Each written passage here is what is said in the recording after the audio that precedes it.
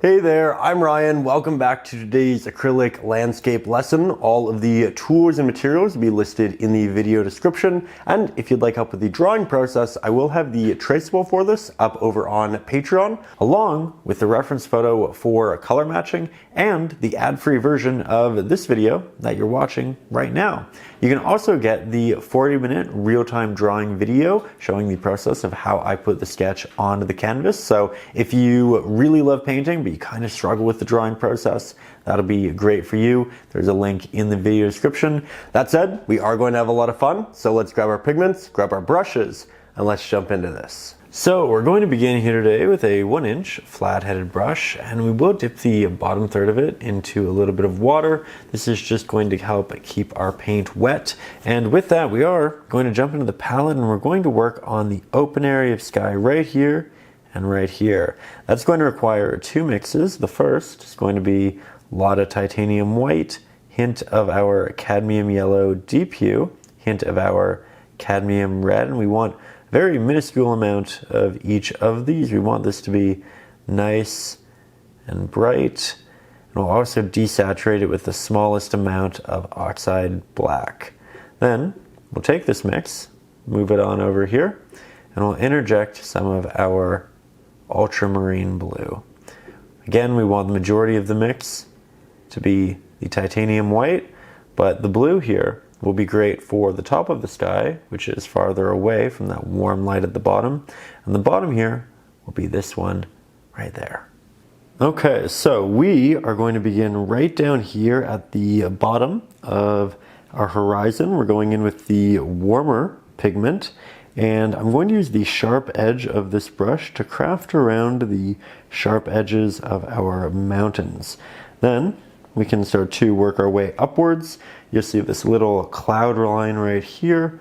We'll work a horizontal stroke right across, and we'll just continue building this upwards.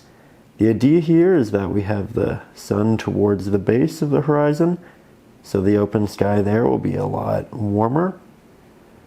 And we can also take some of this and move it right in between this large cloud and these clouds right down here.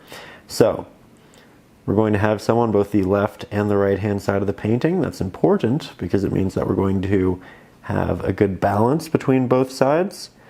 Often when you use such a bright value, you want a little bit on both sides, a little bit maybe on the top, a little bit on the bottom somewhere, just for the sake of balancing it so the eye doesn't essentially stick to one area. And we're just making sure we have nice, good, thick coverage. That said, once we have all of this applied and nicely blended, by the way, if you want it nicely blended, just go over it softly after. Really soft brush stroke will typically take the brush strokes, all the little lines that the brush makes, out of it. But once we have that done, we're just going to take our brush, make sure that's nice and damp, clean it off a little bit. Then if your blue has dried, like mine has, we'll do a little remix. If not, you can just grab that which you have, and we can apply that right up here to the top. I might add a hint of my cadmium red into it as well. That way it has a hint of warmth, but we do want the predominant color in this very bright mix to be a blue. And that's so much better. Okay, with that, I'm just going to work it all the way across the top, and soon we'll get to have a lot of fun with the actual clouds that are presented through here. We can also take just a hint of this and maybe work that into the top of this open light. Do a little bit of a blend from one into the next. But this will predominantly be more of that yellowish orange. So it's very warm here. It's this transition through here. And then at the top here, we have more of that blue pigment. Now, we also have not an open area of sky, but a spot right through there where the clouds are very thin. A lot of that warm light is blooming through. And with that, I am going to take some of our very bright pigment and just put that up there. Maybe a hint of our other, just to keep it cohesive within this realm. But for the most part, this is a lot of warm blooming light. Just like that. Now, once that's done, we're going to head back to the palette. We're going to start working on the beautiful clouds that make this piece as special as it is.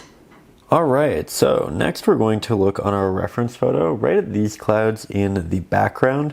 They're a bit hazy and they're quite warm. We're going to mix them with two different mixes, starting with some of our Cad Yellow, hint of our Cad Red, though we don't want too much Cad Red because it is a lot stronger of a pigment than our Cad Yellow. We need an abundance of our Titanium White, and while I love this hue, it is definitely too bright. So we're going to grab some Oxide Black for the first time here. We'll mix that in, and all of a sudden, we are getting close to the mid value that we have in there. So let's double down on our Oxide Black. Let's reintroduce a little bit of hue with Cad Red and Cad Yellow. We're just going to work these back and forth until we have this mid-value pigment. We're not going with the first mix we make, especially when we just start painting. We want to make sure that these are relatively close. And I think this actually looks really nice. So this will be color number 1. Color number 2, we are going to make a little bit brighter for the tops of it, the areas that have more light, where light wraps around it. And for this, I'm just going to take some extra Titanium White with that muddy brush, and I'll mix that right beside. So that's for the top of our clouds, that's for the body of our clouds, and then we have this bright yellowish highlight, which we'll incorporate after. Okay, so I'm going to start by taking the darker pigment. I'm going to apply this right above our drawing of the yellowish highlight, and we're going to work this all the way across, and then we'll slowly work our way up, lifting the brush but not creating a harsh line. You can see that this line right here, it's fairly soft, it's feathered, we have a gradient, and that's going to make it really easy to blend into our next pigment. Though we're also going to grab this pigment and we're going to work it in between, where again we're going to have this yellow strip and the yellow strip at the very bottom. So it's not a perfectly straight line here, but it is sharp at the top and the bottom because the yellow will create that sharper marking. Where at the top here, again, it's more feathered. Now we'll make the brush a little bit damp, that way our pigment stays wet for a bit longer, the blends are a bit easier. We will grab that highlighted pigment, and now we're going to apply this on top, and we'll blend this upwards, just softly going over what we have in the sky, creating a gradient from dark at the bottom to bright at the top. And if you have some brush strokes in there, it can actually be quite nice because it almost looks like the clouds are rolling and you have these areas that are a little bit brighter, a little bit darker. We can also take a hint of that highlight and we can work this actually towards the bottom of these ones, because we're going to have more light towards the bottom of those, we're going to have more light towards the top of this one. So it's kind of inversed, interestingly. And now they both have slight gradients. That said, we are going to switch our brush and we're going to do some detail work up here. Now here we have our liner brush, fantastic for real details. It is damp, and that's just to condense the bristles, but this will be perfect for that next step.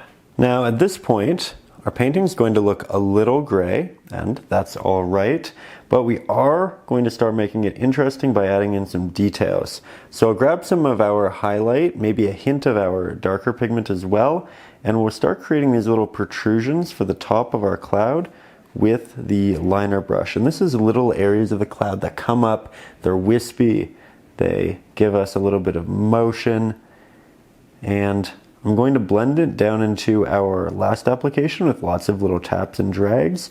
But the idea here is that we create a lot of variance, just like so. So we don't want a smooth line across, we don't want a hard line, we don't want it to be just a rounded motion. We want lots of little intricacies built in there, lots of randomization. So we'll go back in and we'll create more of those bumps. We can bring some of the highlight down as well. And when we take this highlight and we put it right down here, like so, you can probably only see that in this camera. It's very subtle, but it looks like light is coming over the cloud, wrapping down, and it slowly dissipates as it moves over these rounded, voluminous shapes. And there's just hints of it right now. I don't want to overcomplicate it. We can do more later should we want to, but this is a really easy way of getting some nice detail on there. Quick and easy. Okay, let's add a little bit more titanium white to our bright mix. Like so. You can see it's pretty watery as well. That's intentional to keep it wet longer. That's just extra water from my brush. And here you can see I'm coming down this cloud and it's wrapping in front of this cloud, and now we have more volume. And then I'm softly blending it downwards. So very little pressure on my brush, like so. And we can do a couple of those throughout here. Again, grabbing that more titanium white heavy mix. Maybe we do a little bit on there. Good.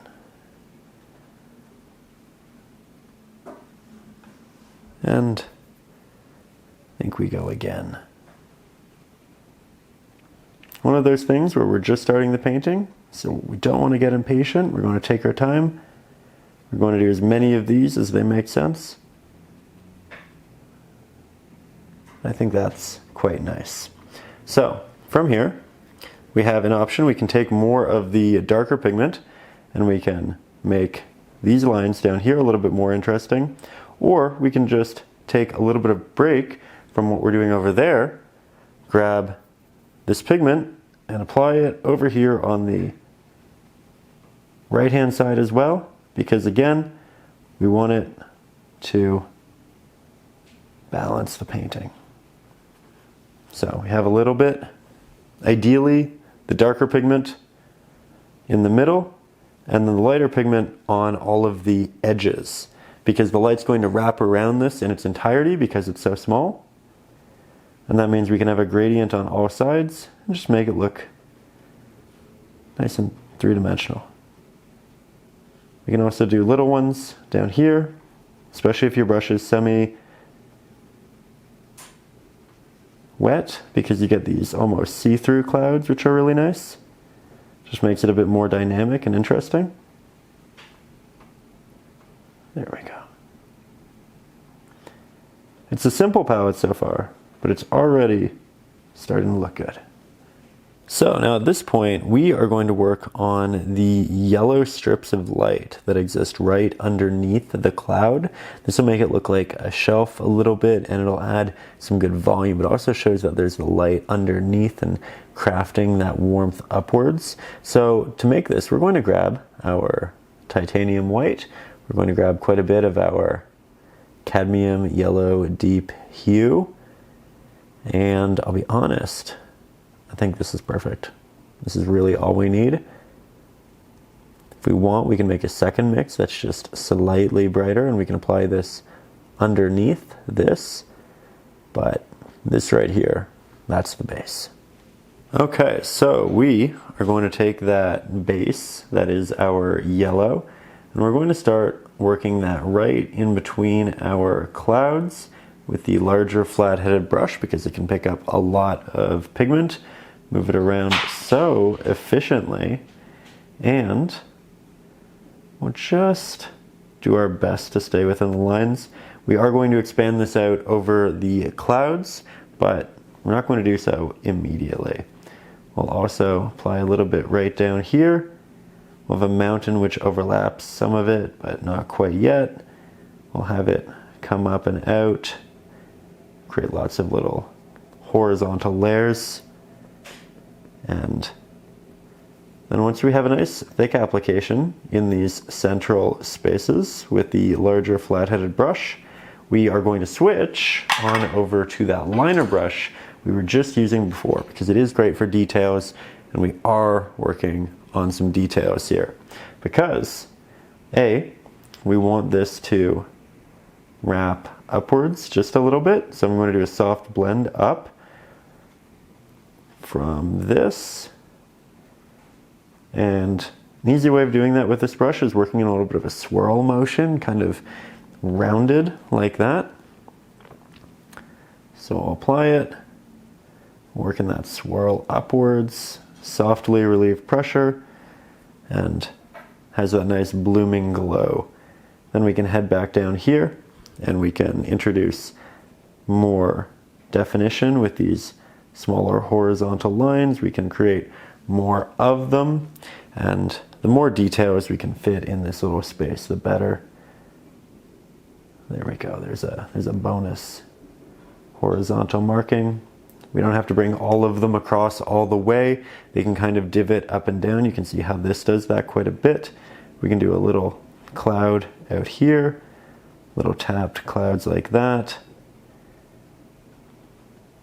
And this just gives it more personality, like so. Very nice, very nice. Now we can take maybe a little bit of the highlight, so the pigment with the titanium white in it as well. We can head towards the very bottom and we can brighten up that. So we're creating lots of little gradients. We have a soft gradient in this part of the cloud. We now have a soft gradient in the blooming light towards the bottom. It's all very minute. It's all very subtle, but that's what makes it look natural in the end. I feel like at this point, the painting is going through its awkward stage. All paintings do have their awkward stages, especially with acrylics, but that's just where you say, you know what? I trust the process. I know that I'm doing the right thing. I know that if I keep painting, I get to where I want to be. And that mindset is a really important part of painting. And when you get there, you end up finishing a lot more of your paintings, you end up loving a lot more of your paintings, you end up learning a lot more in the process. So when you get to the awkward stages where you're looking at it and you're saying, I don't know that that looks like a cloud, I don't know that this is looking the way I want to, that's okay. We all get there. It's a part of the journey. What's important is that we continue. We have bravery in these moments, and we also just kind of continue to enjoy the painting process, because we all do enjoy what we're doing here. So with that, I'm just going in and I'm recrafting little details, adding bonus layers to make it look a little bit more sturdy, a little bit more formative. I might also take a little bit of this yellow that we have here, work that to the bottom of this cloud as well, because it will also wrap around this to a point. And then when this is all done, we get to work on the big cloud up here, which will be a lot of fun. That said, I know we haven't been painting for too long, but I was trying to figure out a bunch of things. I've admittedly been fighting a bit of a cold, bit of a fever over the last week. And because of that, I haven't been up too late. And I would like to fully recover.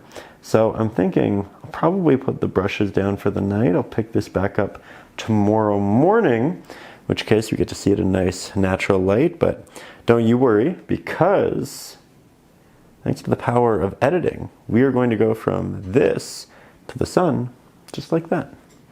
And you know what? We might do that right now. Hey there, brand new day, welcome back. We are going to continue by working on this big cloud right up here. We're going to do so with a couple of colors. The first is going to be a nice warm orange for the bottom, and with that we do want our cad yellow deep hue, our cad red.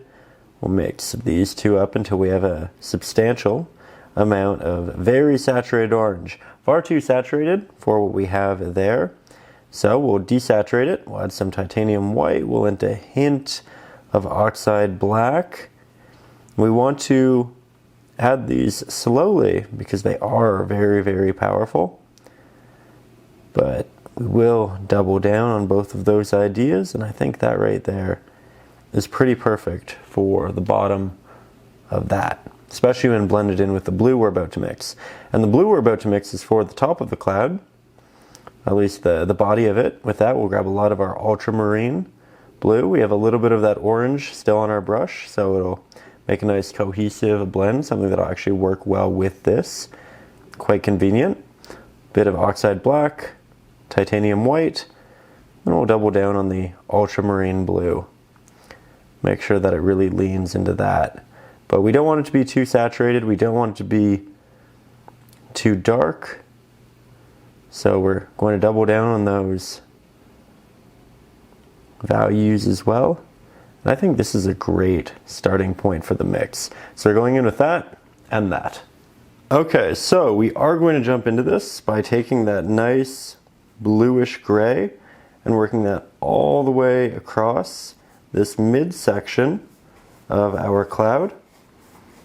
Gets this big stretch across the canvas. You can see that some areas of my brush have a little bit more orange in them than blue, and that's okay too, because this pigment is a combination of those oranges and the later blues. We'll just start by creating this softer edge right around here, because the cloud gets quite thin in this section and light moves through it. So I want to blend this with orange in a little bit, but we're not ready yet. So we're just going to start by keeping that a little bit less defined, and then we'll work our way up here. Might grab a little bit of orange for this section because it's going to have a lot of light working through it as well, like so. And so far so good. Now we'll get a little bit of water and we'll make the bottom of this slightly less sharp. So rather than having a hard line, I'm going to get a little bit of a gradient, and adding the water to this part of it will also keep this area wet for a longer period of time, which will be great for our blending as we go. Okay, we're doing well. Now, I think what we're going to do is we're going to grab a brand new brush. That is our filbert brush. This brush is fantastic for softer applications, blends. This is something that I'm going to use in a lot of clouds and mist, and we're definitely going to do so up here to get a soft blend into our dry sky. That's what we did in our first application. With this, I'm going to grab a little bit of that orange, a little bit of the blue, but mostly orange. I'm going to head on up here, and then we're just going to do this soft, almost swirled application, and we'll allow it to move up over the sky and dissipate. But because the edges of this brush are so round, we're able to get this really smooth look to it. It's not sharp or hard like the flat-headed brush. And then we can grab a little bit more of that orange, a little bit more of that blue, head on over to this side. We're doing that same thing, like so. So you can see the areas where the cloud gets thin, like that, and this, it gets more orange because more light's moving through it, and then when the cloud is dense, like the middle, that's where it's more blue. Okay, now we want to continue with this idea over here, grabbing more of that orange, hint of our blue, going up to this edge, and you can see that the blue is starting to dry. That's all right. We're just going to finish off doing what we were doing, which is adding orange right around that bright path. We'll grab some extra titanium white, make a brighter mix of our orange, a little bit of a transitionary value between the highlight in the center here and what we have along the edges. And then, because we do want a softer blend between the orange and the blue, we'll go back, we'll grab some of the blue, we'll work that right around, and then as you can see, so easy, we have a soft blend now into that which we're doing. Now this is an area I want to go back and work on a couple of times. I also want to go back over here and just make the center of this a bit more blue, a bit more dense. And the beauty again of the filbert is that we're able to go back into these areas with relative ease. I want some brush strokes in there because I want movements and volumes in the clouds, but when we want it to be smooth, we can get it fairly smooth as well. That said, we're going to put this brush down for a minute. We're going to head back over to the larger flathead brush Make sure that's nice and damp. We're going to grab an abundance of our orange. We're going to accept that a lot of this blue at the bottom is probably dry, and that's okay. I'm going to work this over here, trying to keep an opening between the orange and this cloud because we want that white-ish pigment in the middle. We'll just brighten this up, and then we soften it just a little bit towards the top. Because we don't want a soft transition from this orange into the blue, we want it to look like a shelf, and that means we need this to be a bit more of a dramatic transition. So as you can see, I'm just going back over it. We will have the mountain peak coming over the cloud in a later application. There we go. Not a bad start. We need a lot more orange, and I think I'm actually going to wait until this dries before I put more on because I don't want it blending with the blue that we already have. Sometimes we want a more wet pigment for a soft blend. Sometimes we want it to be a little bit more dry so that we get less of a blend and we get more of the pure pigment that we have on our palette and on our brush. So we're going to take a little bit of a break from that right now. While I let that dry, I might pick up my filbert yet again, grab a lot of our titanium white, grab a little bit of our orange, move those two together into a nice mix, and then I'll re-establish the light that we had over here. Just build that up to make it look like there is light working its way through these very dense clouds. Ooh, I like that. There's a real classical look to it. Very nice. And then we can also, and this is fun, we can pick up the liner brush, like so. We can make a more bright version of our blue, add a little bit of our warm orange into it, and then we can create little areas, indents that move inwards. Keep the edge sharp that faces upwards. We blend the back of it back into the blue, and then we can get more dark blue if we want. But the idea here is that we're creating protrusions in the cloud, areas that stick out and catch more light. So there's one. We'll do another one maybe from here, like so. Again, we blend that back down. Then we're going to grab an orange after this and build it up. Cad yellow, cad red, titanium white. There's a little bit of oxide black in the mix too because the titanium white was diluted minorly. We can take this, we can add just a hint of it around that sharp edge at the top, like so. We're just doing little things right now, and I know it looks a little awkward, a little messy. That's okay. It's all part of the process. Got there. Trust yourself. Trust the fact that acrylics are so malleable, and we can get wherever we want as long as we put in the time and we continue to work it. We're just building our bases right now, and soon enough it'll look like all that we want it to. Just need to be patient and believe. Okay, so far so good. I think at this point, again, we let it dry a little bit, then we come back in, and we have some more fun.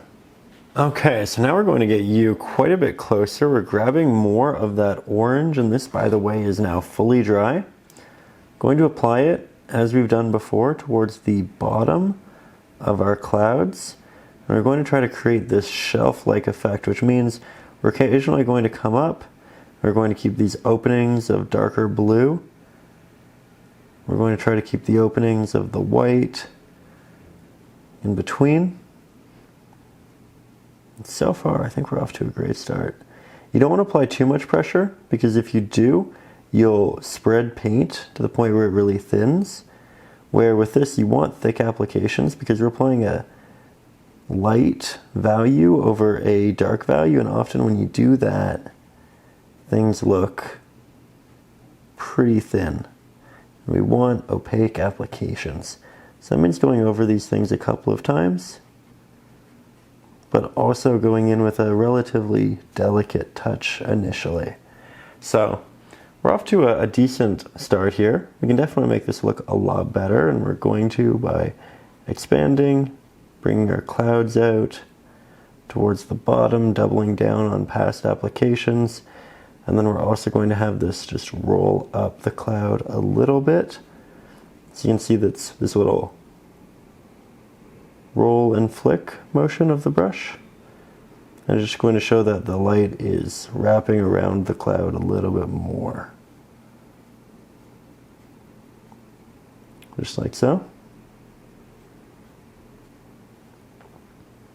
Giving us some bonus volume.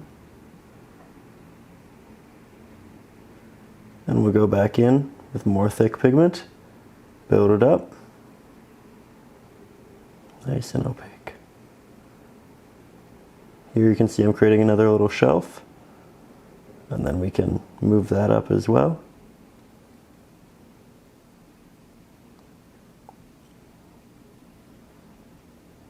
There we are.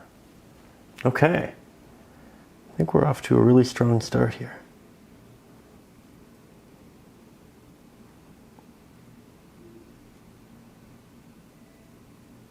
Softly blend that. Now what we can also do, we can grab some of this with our liner brush, which I'll make just nice and damp. Grab some of that pigment, and then we can come down and add bonus clouds, little ones that catch extra light. We can also use this pigment for right down here in these areas. That way there's a distinction between the bright highlight of the open sky and the orange highlight down below.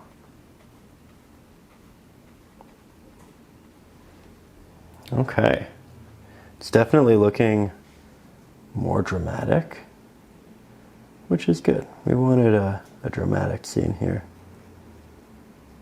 of these big voluminous clouds. There we go. I might do a little bit of a blend to soften it a little bit. But now we have that nice saturation through there. Real distinction in a way that there wasn't before.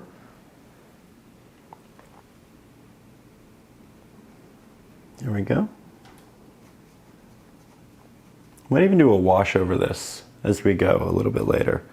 But for now, quite happy with that. I'm going to create more shelves for our clouds with a liner brush, like this. And then again, we do that little flick upwards. We allow the pigment to just naturally dissipate, creates that soft transition, semi-transparent. There we go. We can also take this pigment and double down on some of those lines we created before, which are very subtle after they dried. Just have some of that warmth work its way down and in. So now we have that warmth coming in from the top, we have the warmth coming in from the bottom.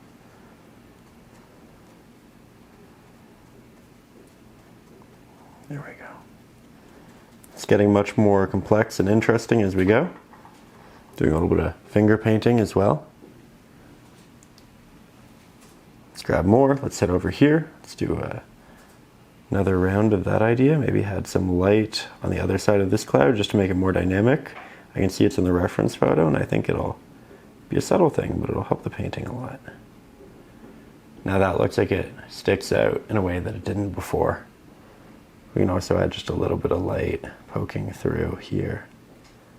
Maybe a little bit through there as well. So it's little things like that that build up into big changes in a piece. We can also make our orange brighter, thicker, more titanium white. We can apply that to the very bottoms of these past applications. This is going to have a big impact as well. Already so much more voluminous and dynamic. It's all about the layers.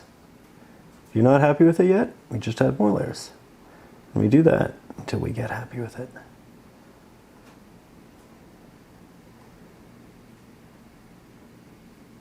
You can also do this with the liner brush if you want something a little bit more intentional. It's all about finding your comfort zone with it. There we are. I think we'll have some of this yellowish orange come down and overlay these clouds as well. That way it's a bit more three-dimensional and it feels like it's more unified. There we go. I like that. I like that a lot. Can add a hint of it under here.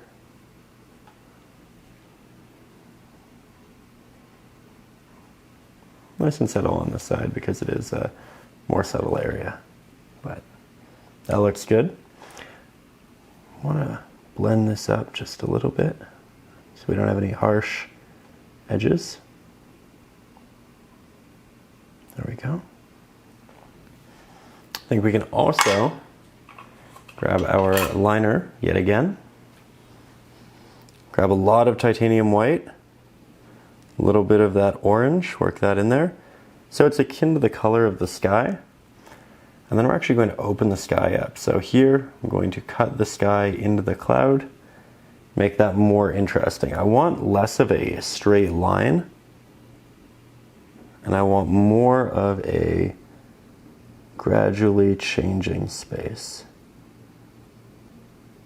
See how we broke into there? Made that more interesting? That's exactly what I'm talking about.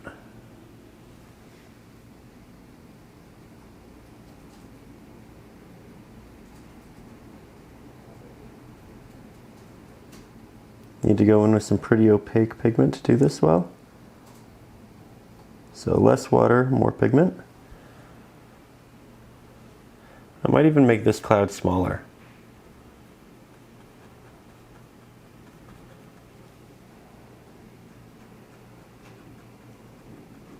Lots of little taps and drags to soften. Now it looks like there's another cloud in the background, which is kind of neat. Lots of little changes like that till we get the painting exactly how we want it.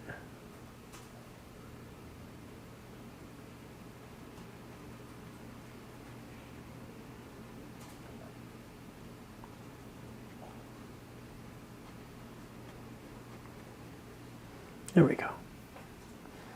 Now there's definitely more to be done, quite a bit more.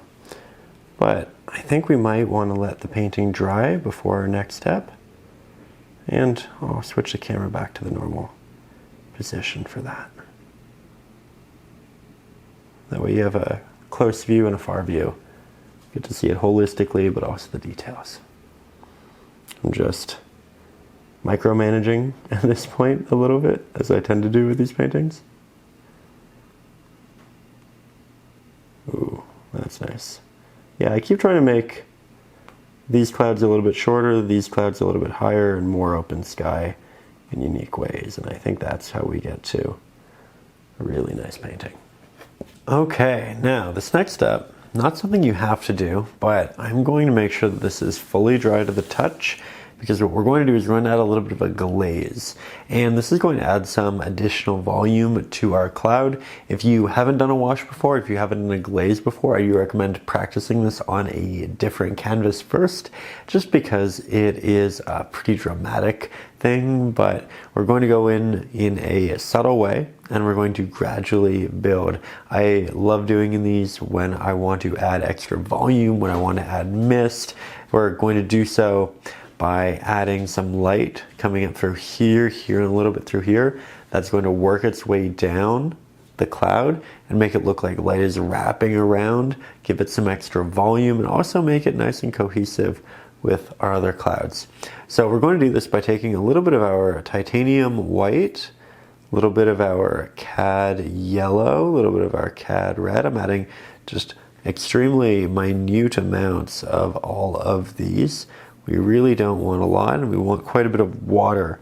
We want this to be more like a watercolor consistency than we do a acrylic paint. And we're going to practice over here in the corner because I think it's the safest spot. I'm just going to apply this over the sky, and then I'm going to work it into my cloud. And then I'm going to do it to the other side, like so. And I'm going to softly blend this into the rest of the cloud. And already we have additional depth. I'm going to do that on the other side here. Ooh, so quick and easy. And I'm going to go back and do another little blend while it starts to dry. Sometimes when it's so wet, it's difficult to move around, but we give it 10-20 seconds and then we go back in and we have another good shot at it. That said, we're going to double down on that idea. We'll go in with a little bit more pigment this time. I liked the first application. I'm definitely here and happy to commit to another. So we're mixing it in a clean spot in the palette. We do want it to be a bit more titanium white heavy. I think that right there is great, but we need it to be nice and thin. So here we'll add a lot of water, just like so. Head back up to here, then back up to here. You can see I start on those edges. You can start there too. And then we just start to work it inwards. But you can see that I don't immediately start blending because I want to give it just a second to dry just a little bit. That way it's easier to move around the pigment and it doesn't just go forever.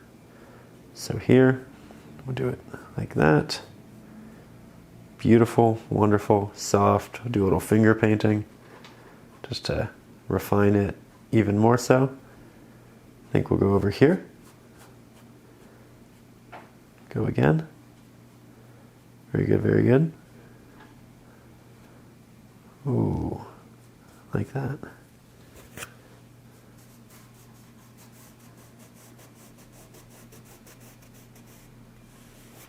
Clean, very clean.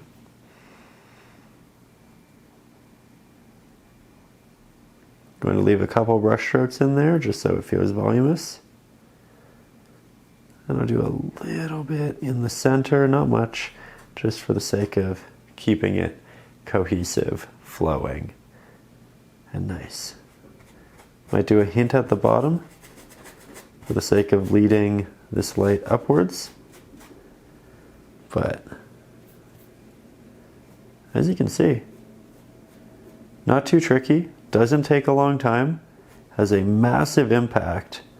Does take a little bit of practice. One of those things where for a lot of people it's not that intuitive with the amount of pressure and the amount of time you wait in between your applications. But once you have done it a couple of times, then it's pretty easy. You understand it, you have your timing, and it feels good. So practice elsewhere if you haven't done it before. And if you have, then I think it's all pretty intuitive. And you can see I'm just doing these minor refinements, but I really, really love what this did to the piece. And I think we're ready for another fun step. We could continue to work on our clouds for hours and hours, but I think I'm at a place where I do like them a lot, and I would like to spend a little bit of time starting to craft our mountains. Then once we have a better gauge of our detail down here, then we can perhaps move back up to the clouds, work on them a little bit more, but I want it to feel nice and balanced, so I think we head down here next. Now we'll work on these mountains in the background, and we're going to do so with some of our ultramarine blue, titanium white, and oxide black. We want this to be fairly gray to begin with.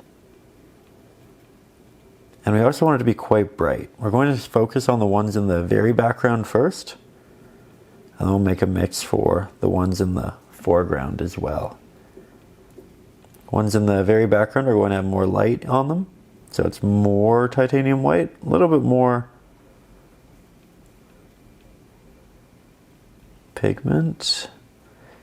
And then for the ones in the closer area, we're going to double down on our ultramarine blue, make it a little bit darker, a little bit more oxide black, but we don't want it to be too saturated, so we're still using that white. We just want a bit of a darker mix. Bluish gray is the goal. Maybe a little less than that. We just go back and forth until we make exactly what we want. Now, these mountains are going to be detailed, they're going to be snowy, they're going to be beautiful, but we are just starting with these basic base layers, and I'm going to go in with that brighter blue in the background and just apply some mountains to be, like so. And we have a couple right over here too. So nice and simple, not a lot of pigment, not a dramatic shape, and very imperfect shapes. It's not general triangles, there are little areas that protrude, that make it jagged, that make it imperfect. There are bonus little triangles amongst those triangles, and we just want a lot of variance there. Then we'll grab our darker pigment, and we can really have some fun blocking in a significantly larger chunk of land. And I like to do my edges first when I have a lot of fresh pigment on my brush, because this is how we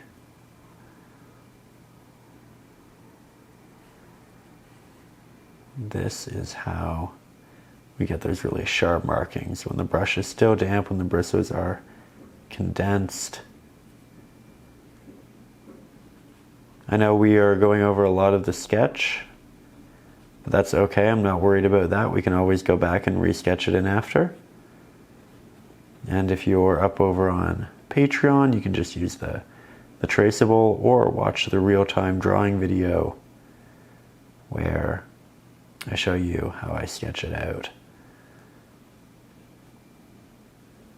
Also, big thank you to everybody who is up over on Patreon for making these lessons happen.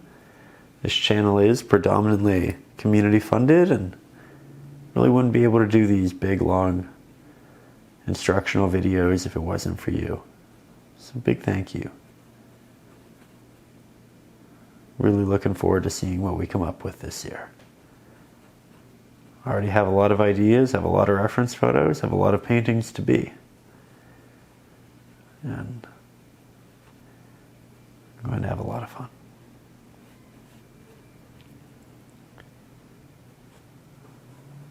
Okay, so we have our edges, feeling very good about that. We'll grab significantly more pigment. Now we can work our way in and down the mountain. You want to go in with a relatively thick pigment, and if it isn't, then you just want to do a couple layers until it is. But I'm going to bring this down until we hit just about this tree line right through here. And you can see that my pigment is very thin right now, lots of water in it. So I will have to do more layering, but that's okay. I'm just kind of figuring out where things are right now.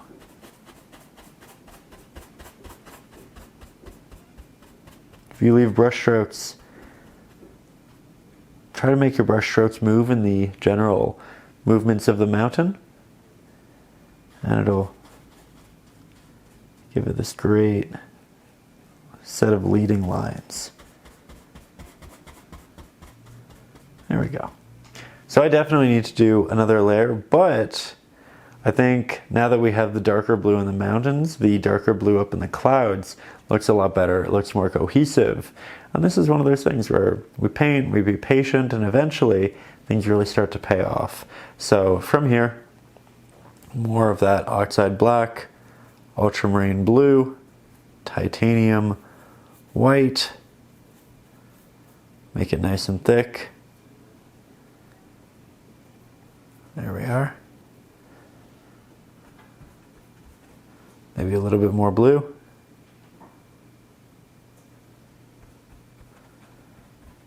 Very good. And we'll add so many details to this shortly, but we need a nice thick base to begin with.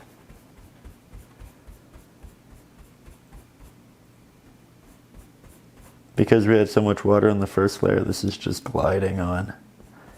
Might need to do a third, but every layer is a good one because we have a chance to refine, a chance to augment, a chance to double down on that which we like, and a chance to fix that which we don't. I think I want my third layer to be a little bit more blue and a little bit brighter. Not by a lot, but just a little bit. You can see I'm changing the orientation of how I hold my brush for some of the line work, just to make it a little bit easier on myself.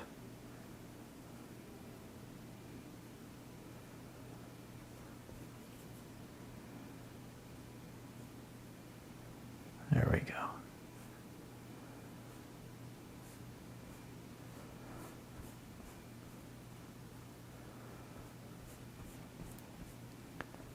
There.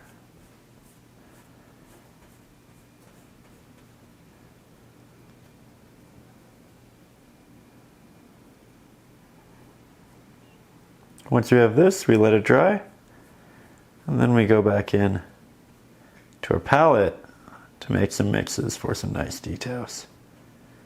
Again, I might do one more layer, but so far, I like the variance between the background mountains and these, and I like how this works with that as well. Okay, so from here, what we are going to do is we are going to render the snow on the tops of the mountains. We'll do that by grabbing some of our titanium white, a little bit of our oxide black, and I do mean a little bit. We want this to predominantly be that titanium white, and then we need to make it nice and cool, cohesive with the rest of the mountains, so we interject some of that extra ultramarine blue. I like this. I think it could be slightly brighter, so we'll interject more titanium white, and we don't want this to be a pure white. We don't want it to look close to a pure white. We want it to be that grayish blue. So we're just going to keep mixing until we have exactly what we want, and I think this will actually be pretty great. So let's switch to our liner and jump back into the canvas. Okay, so as you can see, right here on the canvas, we did resketch in all of the little bits of snow that I had in the initial sketch, and with the liner, we're just going to go over the more prominent areas, build this up. My brush is pretty damp, and that's going to make all of these applications initially relatively thin, and I like that because it gives me an opportunity to go back in later with a second layer and build up the areas I really want to double down on, while leaving others thin and creating additional depth. So don't look at the thin layers as a bad thing, especially in this part of the painting, because it will just give you more option and variance in the future. As you can see, our snow, it ranges pretty dramatically. Here we have some kind of falling down the edge of this mountain, and it's pooling in the area through here. We'll do some taps in this area. As I start to run out of pigment, I might do some over here. And again, if you struggle with the drawing process, if you really just enjoy painting and you don't want to get any of this in the wrong spot, you can just download the traceable up over on Patreon, and you can also watch the real-time drawing video of me sketching it out up there as well. I think it's about 40 minutes, so you get some bonus content, and we also just talk about all of the compositional choices, why we did what we did in the sketch when copying the reference photo. The reference photo is also beside it while we sketch, so you can get a good idea of proportions and all of that. But you're also welcome to freehand it. It is nature, it is unique, and you can definitely make it your own. Big believer that reference photos and sketches are great and helpful and they make it easier, but I also don't think they're necessary. Love the idea of taking artistic liberties, making it your own, and I try to do a combination of the two. But we all have our own preferred styles and ways of going about it. Also, again, big thank you to everybody who is up over on Patreon. This channel is predominantly community funded. You are the community that is keeping it healthy and alive, and I really appreciate that.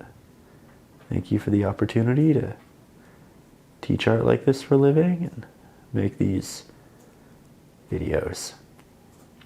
I almost said make these weekly videos because last I think 3 or 4 months of the year, they were weekly. It was something I worked really hard to do and something I want to get back to doing this year now that the holidays are over and I'm finally just about over all that sickness and the fever. Did have to take a little bit of time to get better, but that's okay. I think it was the right time of year to take that time. Everybody's pretty busy with different things, and I also uploaded a lot of winter pieces in December, so I feel like you had a lot to work with. Going back in, doubling down on some of my favorite areas, making them more thick, but not all of them.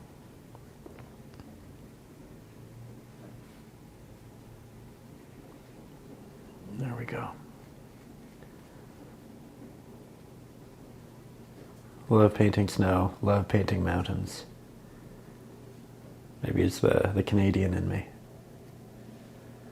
I've had a very snowy winter here in Toronto, which is quite unusual.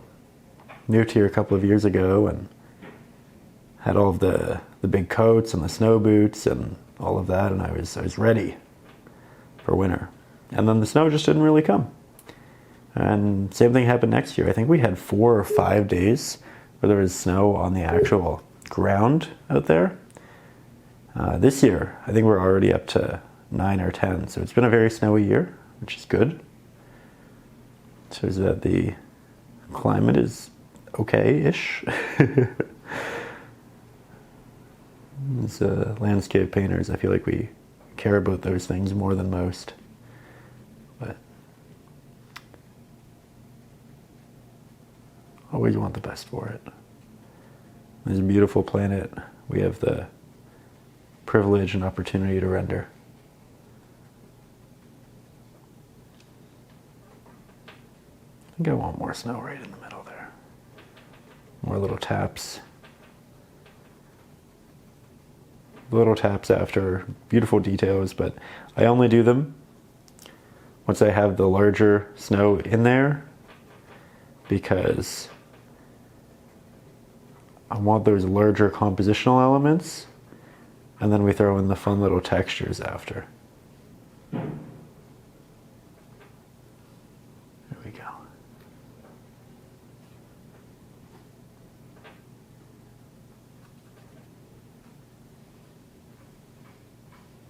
It's lovely. Now I'm taking some artistic liberties and just kind of freestyling the additional applications till we get what we want. That said, I've been painting quite close to the painting, and when you do that, you run the risk of making areas detailed and beautiful and wonderful, but also moving away from cohesion as a whole. So I think I need to take a couple steps back from the painting, make sure I really like the movements in what we're doing. And then post that, we can either move on to painting in some trees on the mountain, or we go back to working on more of the snow. Either way, I'm happy. They're both fun subjects to work on. But I think, right before I conclude, I'm going to add some extra snow to these back mountains. I want them to be really snowy. So we'll do that. Right on over here. We'll do this as well. There we go. Very good. As an update, I took their steps back, I took a look at it, and you know what? I wanted more snow right through here, connecting this part into this part. So I'm going to start with lots of little taps, and then we're going to kind of have it move down here. Now it looks like this is a protrusion, a part of the mountain that comes out. A lot of snow has fallen on it. And then it kind of falls down into this snowy pooling area. Oh yeah, that's way better. So this is just one of those things where I didn't see it up close. And then we took those steps back and I realized like, oh, we can really elaborate on this. And we can fill it in. And when you fill it in, sometimes you lose detail. You can see that we're losing a lot of detail in losing the previous taps and the openings and all of that, but that's okay, because sometimes you just need larger shape. And I think for balance's sake, I'm going to add more snow right down here. So the eye kind of follows this down, and then it has this secondary little pocket of snow that it can be led into. And that continues bringing the viewer's eye down. We'll do a couple of these little motions that help as well. Maybe a ledge or two that catch additional snow. See that? It's like that. We have this area that kind of comes down, and then it protrudes out, and then it comes down, and then it comes down again. So very dynamic. I think if we make this a bit more flat, we also make an area where it kind of stops, and then it can come down. A couple of spaces. Very good.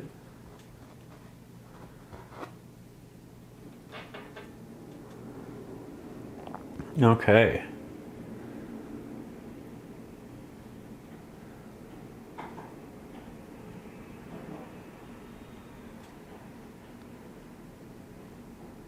I think this line's probably too straight. We want more evolution. Like that.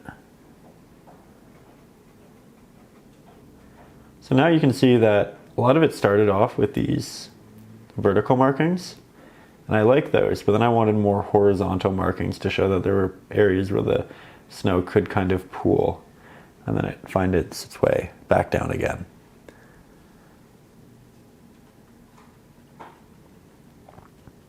My brush doesn't have much pigment on it, so now I'm just doing little taps and details. Make it slightly more interesting. Less void negative space.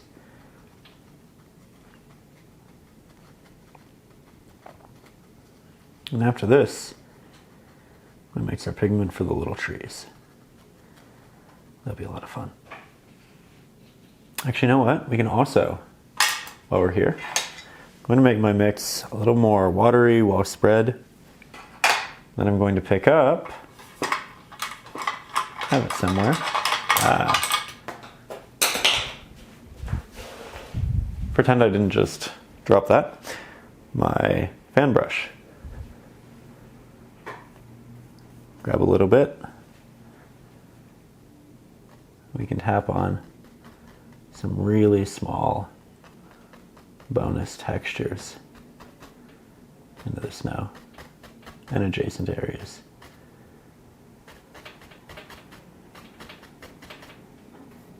See that? So easy to build on this in a substantial but subtle way.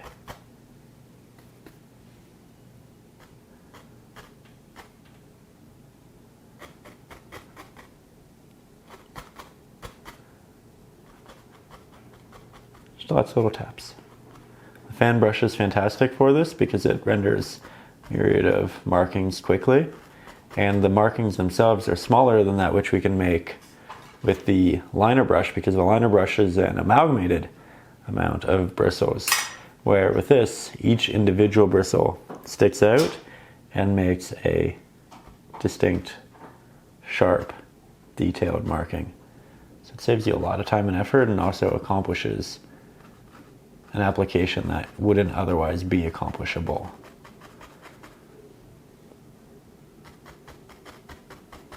Starting to run out of pigment, so I'm just doing less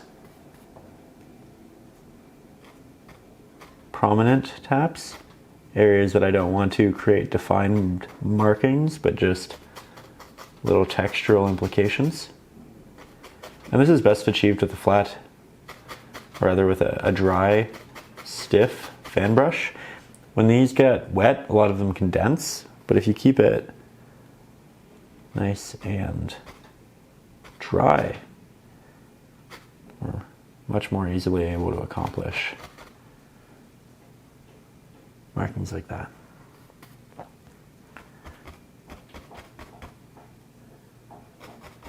And if anyone's curious, this brush is available in the description in my brush set.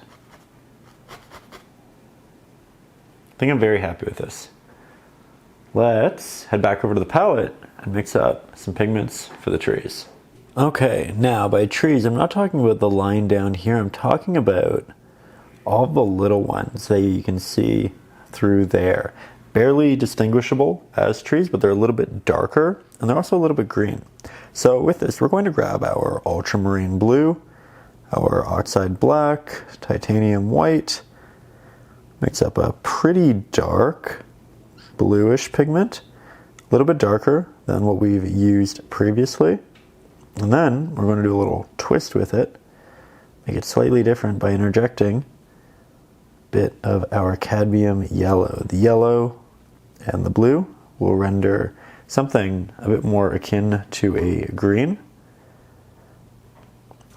Just a hint in that direction. And this would be great for all of those little trees. It'll be a little darker than what we have in the reference photo, but if we want to add a mist over it, that mist will make it brighter. So I'm kind of compensating for the mist to be by intentionally making it slightly darker.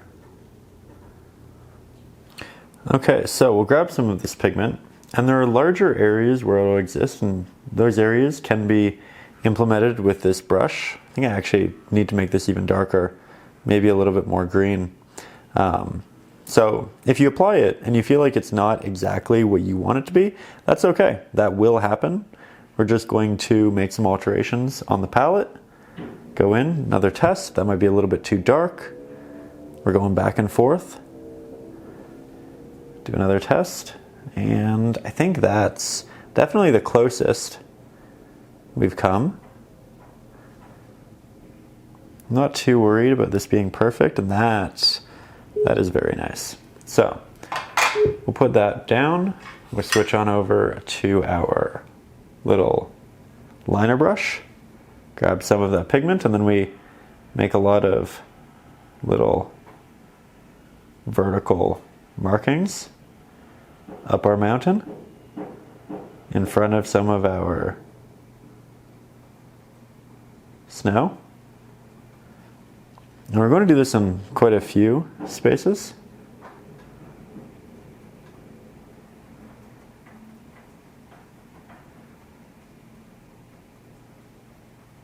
There we go.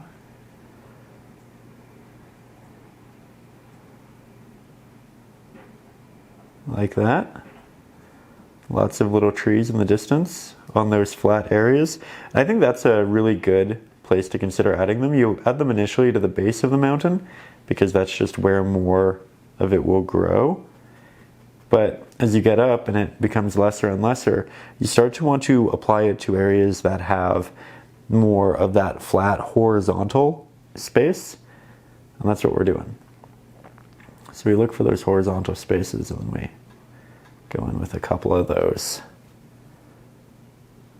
markings.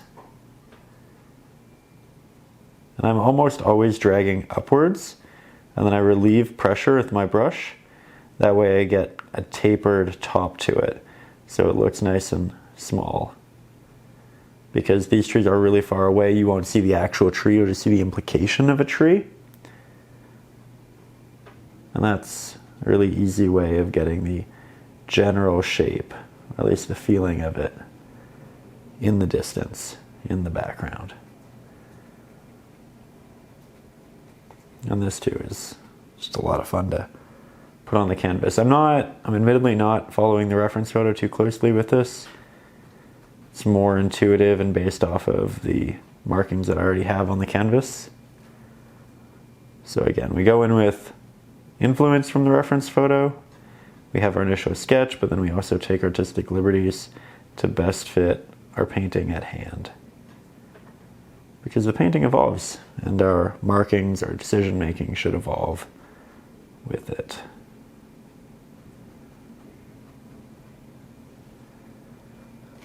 Okay.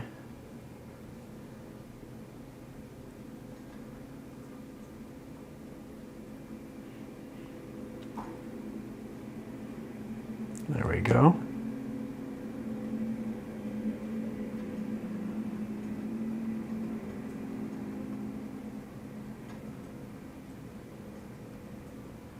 Lots of little trees in between there.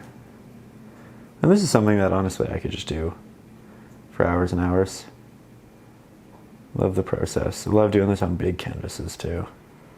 So if you're working on this on a big one, take your time and enjoy.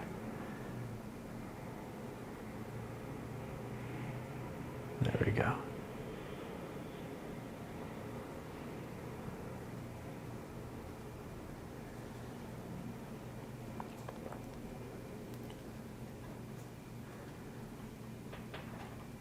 Okay, once we have what we want here, we let it dry fully,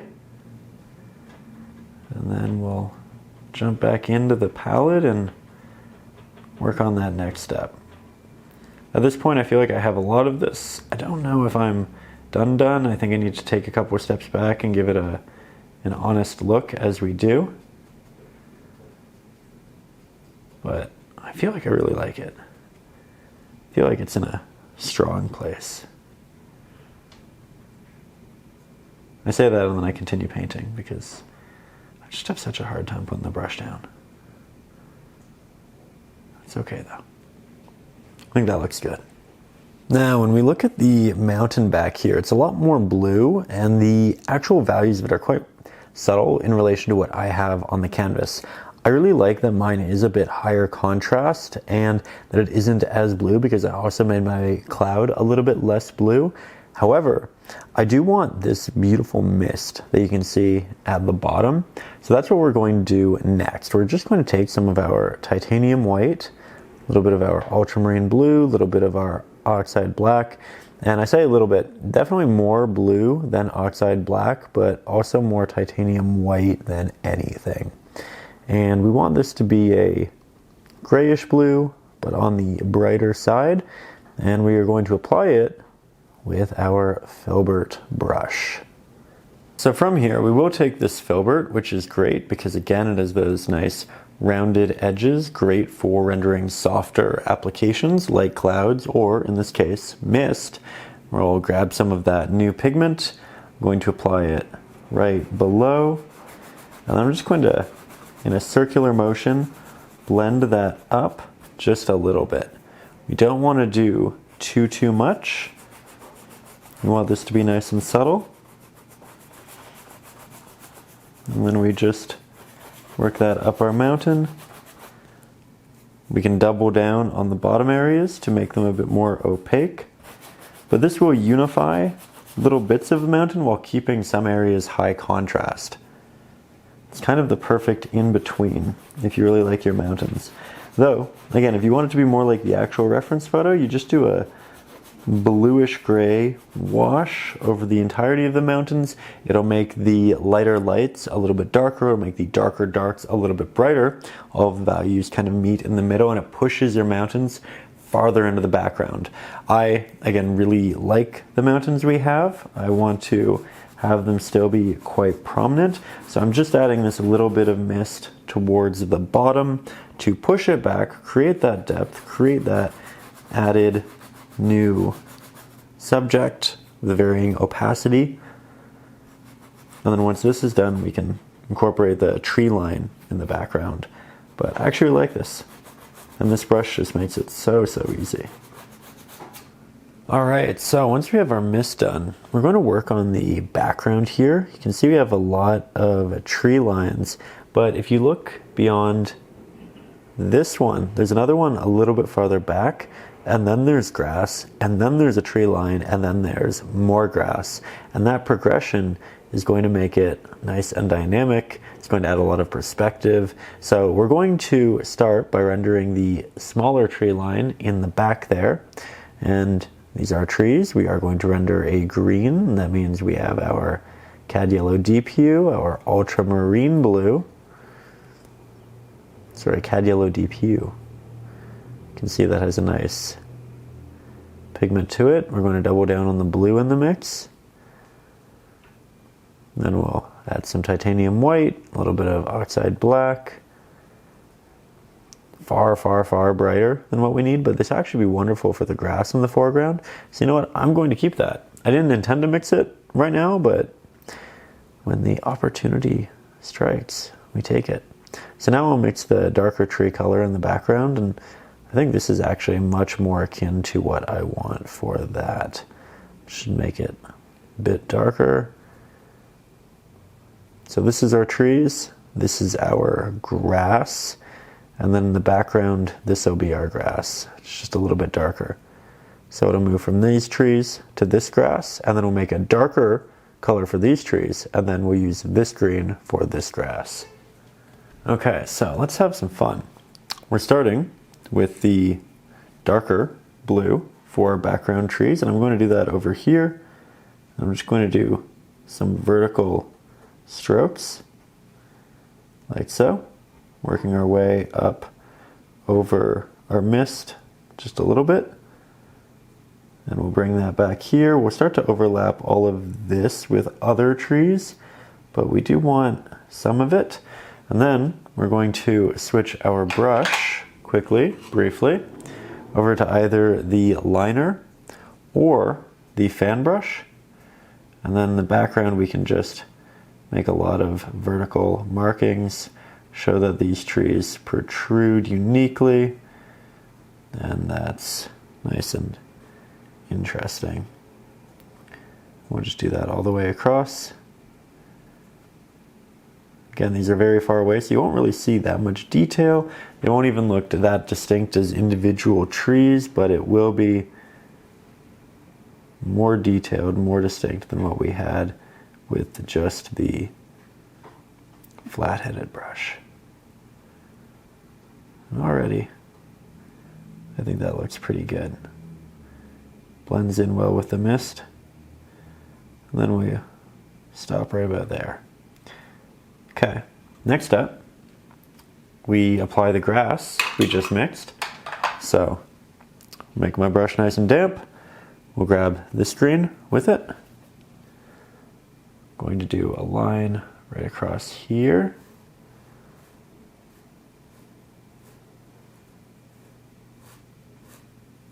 Not too much to this. Might brighten up just a hint.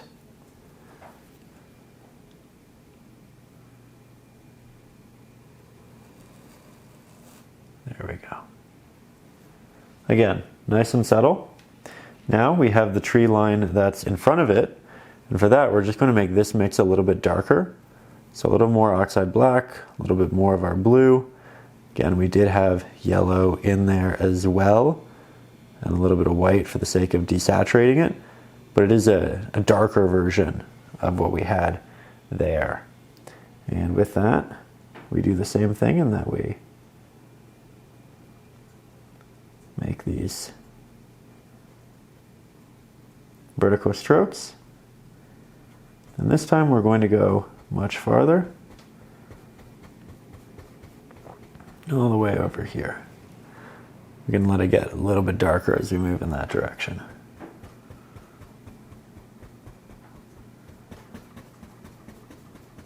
It's getting closer to us. We're seeing the natural colors a little bit more.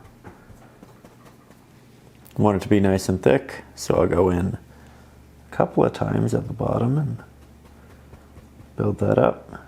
I am trying to make the bottoms a little bit darker as well, for the sake of just creating a bit more depth. The tops of our trees will be brighter because they'll be closer to the light. The bottom of the trees will be darker because the trees will cast shadows upon themselves. Now we grab more of that. Like we did before, we just make those vertical markings. You can still see the grass in between here and here. Not a lot of it, but enough of it.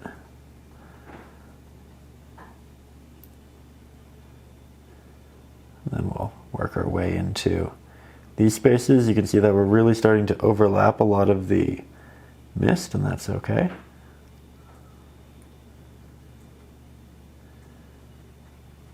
I want to do a lot of different trees in this space, but this will be a good initial base for them.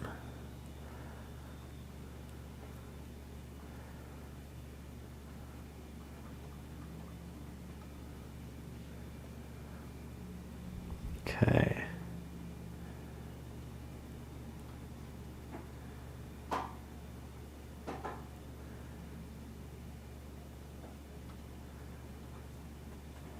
Doing well.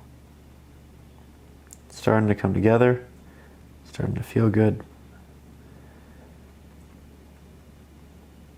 Might change some of the trees from the reference photo, because I really do like these vertical ones, probably pine trees. But we'll probably still incorporate a lot more variants. Just to diversify the painting, make it more interesting. You can see that these areas are getting a little bit thin, so I might go back over that and do another layer, but we are just going to try to fill this up. For now, make the bottoms nice and thick. And then, put that down. We did mix the other grass that we want in there as well. So we're going to head to the bottom, cut that across.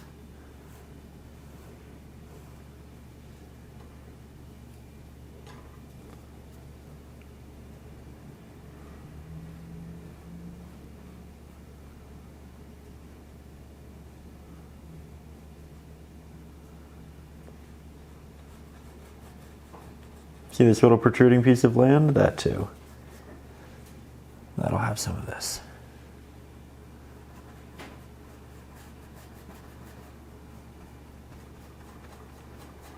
Right now it's a little rough, it's a little scratchy, it's just a base layer. But we do have our colors in now, and that feels really good. Okay, so from here, I just went ahead and let all of that fully dry. That way I don't go back in, rip the paint off. Sometimes when it's really wet, it's difficult to add more paint. And in that scenario, rather than fighting it, it's best to just take a 5-minute break, make a tea, have a little bit of water, stay hydrated, and then we get back to it. But this is fully dry. I remixed some of those pigments. Going to start with that nice darker pigment that we have in the background for our tree line. And I'll just double down on a couple of those markings and strokes. So nice and easy, especially in the initial applications, like so. It does get a little bit darker as we move over here. So we just interject more of that oxide black into the mix, and we work that forward as such. So far so good. Easy start. Now let's work in some of the grass yet again. I'm going to grab the brighter grass. We're going to cut this right along here, like so. Then we have a lot in the foreground, closer to the foreground anyway. Larger flat-headed brush is wonderful for this because it just puts so much pigment on the canvas so quickly. But then, all of this grass is tall and then it has a fall off. And that fall off, we want to be a little bit darker. So here I just have a slightly darker variant of it. You can mix that by just adding a little bit of oxide black to that which you've been using. And then we're just going to put that right in front of our grass, as so. And I'm making it pretty wide down, that way I can cover up some of it with water later on. We'll also do that right through here, like so, nice and easy. And I might also interject some of these darker applications in through the grass up here, just to create various bushes and unique spaces. You can also soften the line just a little bit with a tap. We'll do that through here as well. Very good. And then I want more of these trees towards the foreground. So a little bit more of that oxide black. I think we'll go in right here. And these will all be additional trees as well, which protrude out of that foreground. Now I'm going in with these very vertical taps. That way we have individual little trees going down into the grass. Some of them are farther back, some of them are closer. We're really trying to create a lot of diversity in that. Here you can see a little opening. That's fun. And we'll bring this up the same way we did before, pretty high. Starting off with a really strong base. Now that we have some real pigment on there, it feels a lot better. I think often that second, third layer just has such a big impact. Now we'll switch on over to the liner. We'll grab that dark green and we'll just tap on a little bit more detail in the grass. Darker areas, lighter areas, little textures in between. Similar to what we did in the mountain, where it's just lots of little taps that imply variance. Yeah, I do like that. We can also go in with the darker pigments and just touch up some of the vertical markings, should we want to. So we're kind of jumping around right now, making small adjustments to the areas that we feel could really use it. Cleaning up the side. And again, I do want different kinds of trees through here. So we'll do that once this starts to dry. But I do want this to be relatively dry because we've gone in with a lot of paint. And if we were to try to add some sharp detail or significantly more in this main bodied area, we'd probably just end up blending, getting this very muddy pigment. So we take a little bit of a break from that. We can take this time to further print out some of the grass and bushes. Oh, sorry about that. You know what? I think we'll come back in just a second.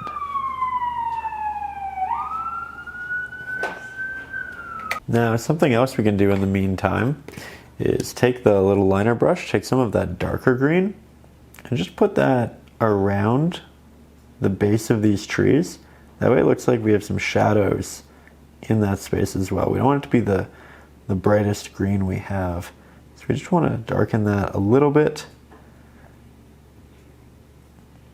And then I think we can go back to the brighter green with the liner and just reintroduce some little tapped highlights throughout the areas that definitely got darker.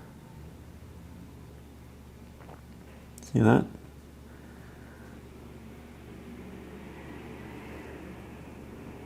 Doing really well.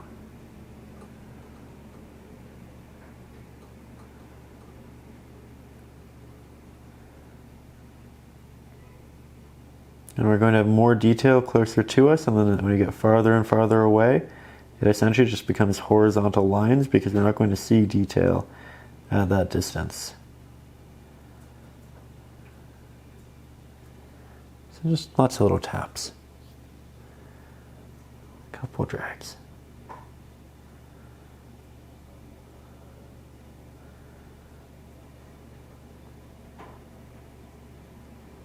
There we go.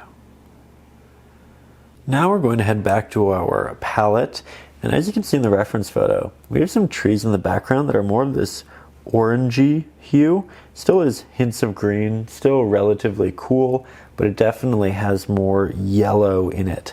So what we're going to do is we're going to work with this mix, or maybe the darker variant, something in between. We'll grab a little bit of our red, provided it's not fully dry, and I think I can get a little bit out of here. Just some extra persistence. Everybody always asks, how do I deal with pigments drying on the palette? And to be honest, sometimes they do just dry on the palette, and you kind of accept it and you add more and you just put in that a little bit extra effort. But here, now we have a nice orange which coincides with that which we have before. I think we make it slightly darker, a little bit more of that oxide black, and this is beautiful. We can also do an in-between mix between the green and it, that way we have some variance to throw in the trees, and then we can also make a slightly darker mix as well for shadow's sake. So we take these three and we apply them into our tree line. Now for the actual application, I'm going to take the filbert brush because I like the way it's shaped in relation to the trees you want to render, and I'm going to go up to the back and I'm just going to pop in some of these vertical markings. Sometimes the brush is horizontal, sometimes it is vertical, but we have the orange in there. Now we'll grab the darker variant, put that kind of at the bottom of it, work that upwards just a hint, and then maybe we do a little bit more of that orange over here, trying to splash it about, that way it feels nice and cohesive. Sometimes it's just going to be inside these areas as well. It doesn't always have to be protruding at the top. And I think we'll also do some over here as well, just kind of working off into the true edge of the painting. So I like this so far. I think it's a solid start. I'm going to go over a couple areas a couple of times, just build up the opacities, and just like that, I think we have what we're looking for. It's worth noting that these trees in the background are fully dry at this point, so I'm not hindering any of that. I'm not doing too much back here because I just feel like this is a different type of tree, a different set of tree for the most part. We will have the occasional little guy back there, but for the most part it's happening in this section. And then once we have a good number of these applied and we're happy with our variance, we can go back to our darker mix for the trees. This one, I'm just going to reinvigorate that, a little bit of water, a little bit of blue, a little bit of oxide black. We'll grab our liner brush and then we'll work some of these trees up over top of the orange. That way it looks like the orange ones are in front of some trees, but they're also behind others. And that's how we make it look really three-dimensional and natural within our setting. We want this pigment to be fairly close to that which we have in the rest of our trees. So do try to make that cohesive with your last applications. And we can cover up a lot of it. Some areas we can cover up just little portions in others, but you can see that I have a lot of these vertical markings at the very bottom of them in the very least. And then we can also do little taps and whatnot throughout when the pigment starts to run out, and that'll just give us some additional textural variance. Less and less as we move towards the background though. There we go. We're also able to grab our titanium white, work that into the orange that we had, and do some little highlights towards the top, just little taps with that liner. Not doing too much, but I think as long as the value is still a little bit darker or akin to the grass, we're in a good space.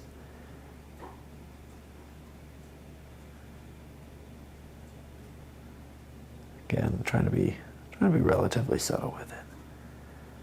This is good, this is good. A little bit of finger painting. You know me. Okay, there is another type of tree I would like to introduce into this space, but I need that to dry. So while it does dry, we are going to head back into the grass and the bushes, and we're going to work on this area for just a second.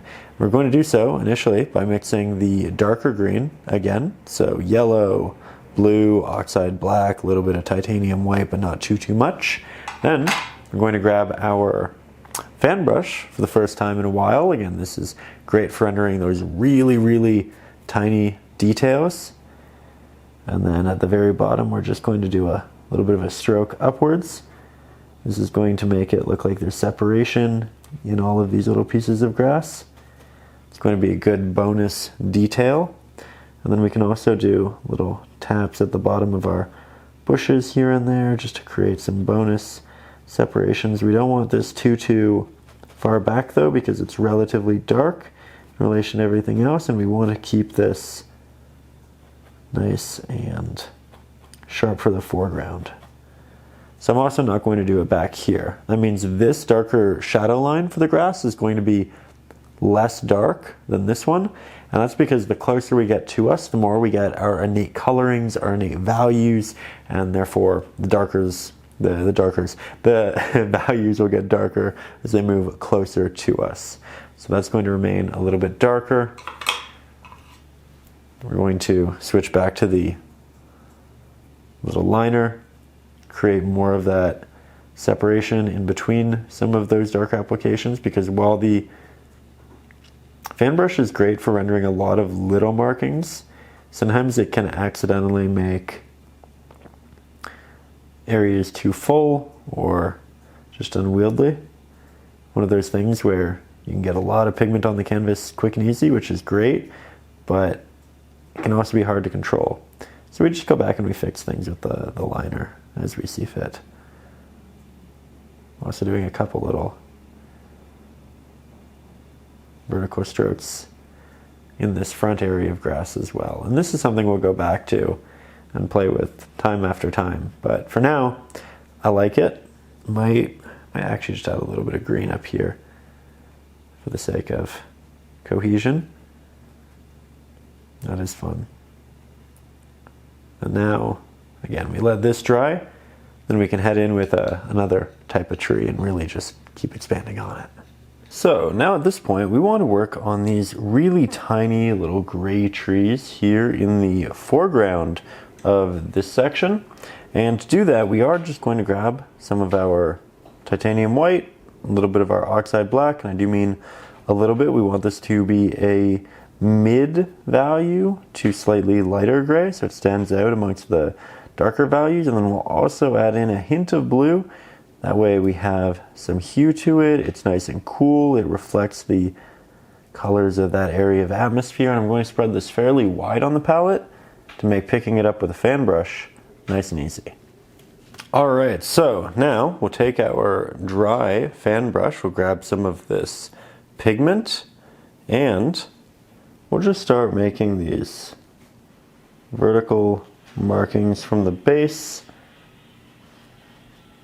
And initially we're just going to see little hints of that, unless we want to pick up a more grand amount. But I want to go in with a little bit first. We can also do these more vertical taps.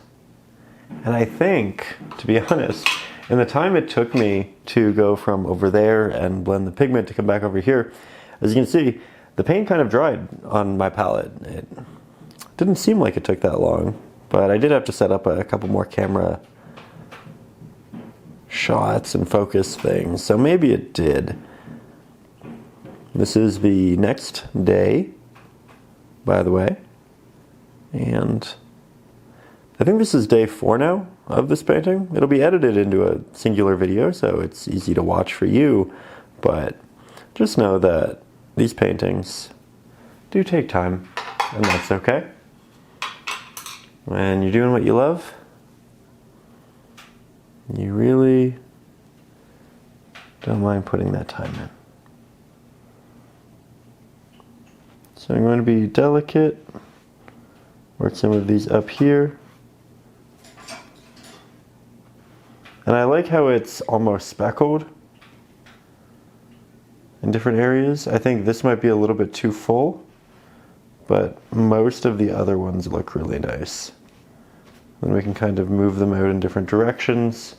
And then once we have the general bases in, there's nice little bits of gray. We're going to switch on over to the liner brush. Great, again, for the little details, and little details are exactly what we're doing here.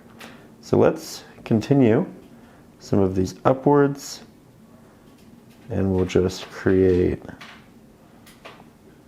these more thick dominant branches amidst the rest of them.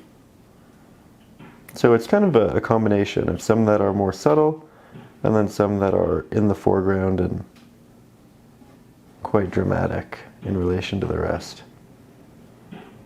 We want some of them to be a bit diagonal, like so.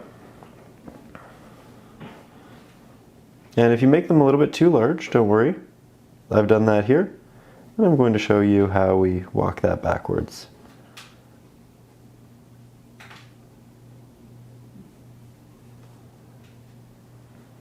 Trying to make them fan out a little bit towards the top. Just make sure that's nice and interesting. Brush is relatively damp, so that I can get the really tiny markings, but it's not too damp to the point where it creates little droplets of water on the canvas. There's an in-between that works really well. Okay, so far so good. Now we just add some of that oxide black to part of that mix, darken it up so that it's akin to the value that we had in those backing trees. Then we'll grab that and we'll just start to reinstigate some of those darker values and thin the areas of the trees that got a little bit too large. So we're just going to go back and forth between the brighter markings and the darker markings until we have exactly what we want in the painting. There we go. Sometimes you end up with a mix of the two, and that can make some also quite unique vertical markings that you probably really like. Add some diversity in there. Very good. Again, I think subtlety is the key, at least in the beginning of this process. And then I think we'll add a little bit of extra titanium white to the brighter mix. And now we can do just a few standout trees. Probably towards the foreground, the areas that are closest to us. Going over pre-established ones that I really liked and I felt were deserving of that double down. Being very careful to not make these markings too large.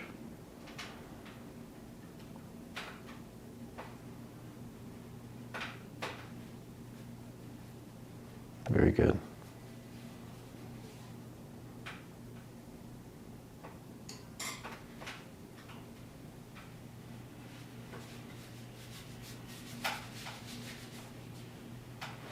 Okay, once we have these integrated, I think we're going to move on to our next step.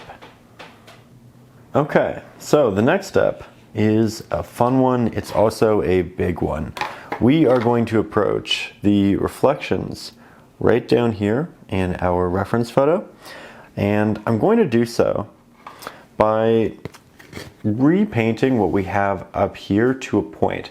I want a lot of the markings to be done vertically, and that's how we're going to build our base for this. Then we're going to go with little horizontal movements to show there's movements in water. So the reflection itself is stretching, but then there's obstructed reflections that are moving back and forth through it. It's going to make it look very dynamic. And when we do this, we're also remembering that reflections aren't perfectly top and bottom often. It's perspective and the way you look at it, how high you are. So with this, we're probably not going to see the reflections of any of this. It's more so this part of the mountain right down here, and then some of our sky. We'll take it slow, and don't you worry, we'll have a lot of fun. So with that, I'm going to remix a pigment close to this color. However, it's worth noting reflections are often a little bit darker than that which they are reflecting.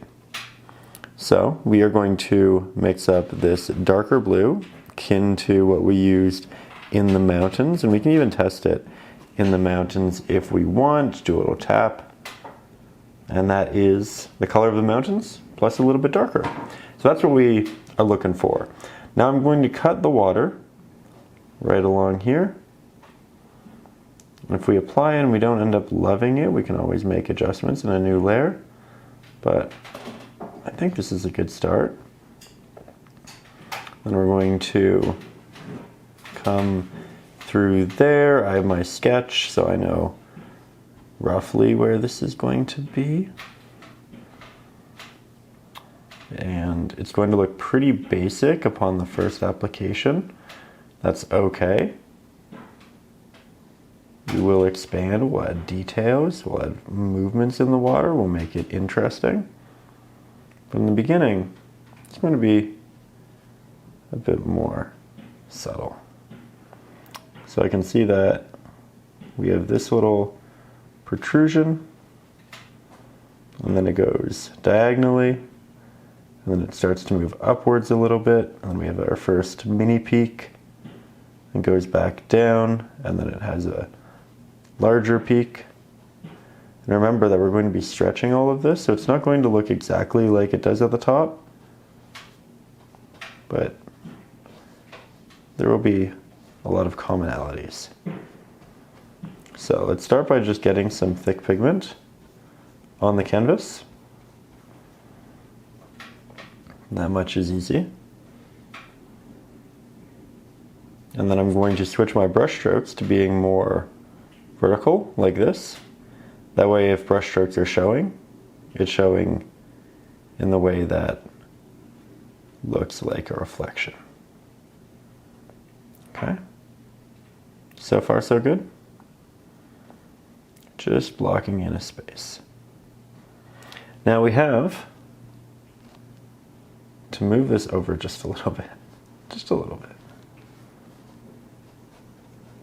And I want to make this, I think, a little bit deeper than it is in the reference. Ooh, I like that. Now it feels like it's really stretching. That's good. Another mountain over here. And then a little one on the other side. So far, so good. Okay, so as an update, I went ahead and did a second layer there just to make it a little bit thicker. And I also, as you can see right here, moved the reflection up just a little bit as well. So it was a bit more akin to what I initially had in the traceable. Tried elongating it and then realized, you know what, I do want something a little bit more subtle. So far, it's a good base. We can go in, we can add the details from the snow and some extra little taps and all of that, but I don't want to do that just yet. I want to establish more of our sky first. So that is our next step, and our next step is continuing to mirror colors we have. Now, I really like this pigment right here. We are going to attempt to remix that. So we have our cad yellow, we have our cad red, significantly more cad yellow than cad red. Then we have a lot of our titanium white, a little bit of our oxide black. And I do mean a little bit, it's so strong next to the yellows. And we'll just continue to play with this, add those pigments until we reestablish what we want. It really is a desaturated orange, and one of the real benefits of painting reflections like this is that we do return to past mixes and pigments, which makes us a much stronger artist in the long run, because we don't just mix it once and then forget about it. We go back, we instill the ideas that were initially presented, and we continue to do great from there. So right now I'm just remixing, and you can see that my palette's pretty close to the canvas. That is intentional. Do a little test here, and that's looking pretty close. It's a little bit darker, it's a little bit less saturated, but it is a reflection, so I want it to be darker. I think I'm just trying to make it slightly more reddish orange than yellowish orange. We'll do another little test. Oh, that's perfect. That's just what we want. So now we see that it goes to this peak of the mountain, which means it goes to right about here. I'm just going to be bold and stretch that right across. We are also going to bring it through here. There are going to be brighter areas in those little strips of highlight, but this is a good starting point. We're just going to fill in all of that negative space, which will adopt it. We have a little bit of our cloud over here on this side as well. Just little hints of it. And then, much like the applications and the strokes that we had in the mountain, we're going to make some that kind of move up into it and just make it look a little bit fuzzy almost. And we can have it drift from one into the next. It's a really pretty look, actually. And the more we do it, the more it'll feel cohesive and like it really fits within this setting. There we go. Very good. Very, very good. Let's make a brighter mix. More of our titanium white, more of our cad yellow, hint of our cad red. There we are. And I'm going about this relatively quickly for the sake of the video. However, you are more than welcome to really take your time through these processes and just make sure that they are what you really want them to be. I can see this one is about in the middle of this mountain, so down here it's about in the middle, and then it's some of these horizontal blends up and down. Again, remember, this is going to look a little rough, and that's okay. It's just part of the process.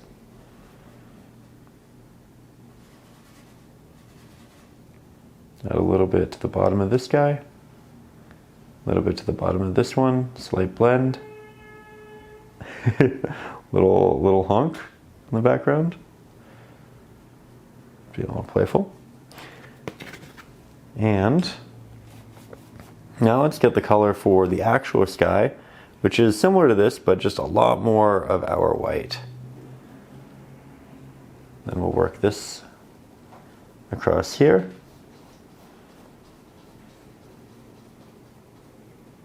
In beside the mountain, and then we drag up and it does that subtle blend into the last application. We have quite a lot over on this side, and that's going to be both on top and below this. Remember that our reflection is darker than in the sky, so it's not going for that perfect, almost bright bloom. Something that's a little bit more pigmented.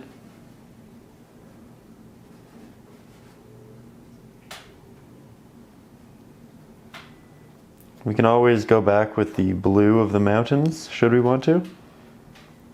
So don't worry too much about covering that up.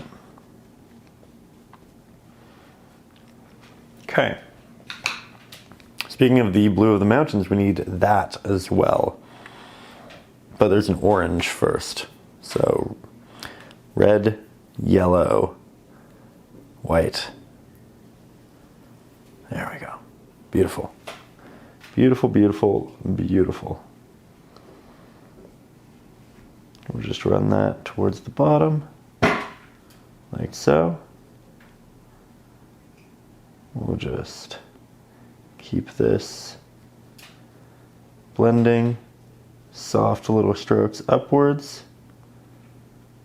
And then we go back to the blue, which will frame it all and keep it almost vignetted. Keep that composition very strong. A little bit more oxide black than we would have used in the initial mix. Not too much. And this is something we are going to be very careful with because we have a lot of bright areas on the canvas currently. This one is not, it's not going to be bright. It's going to be quite dark.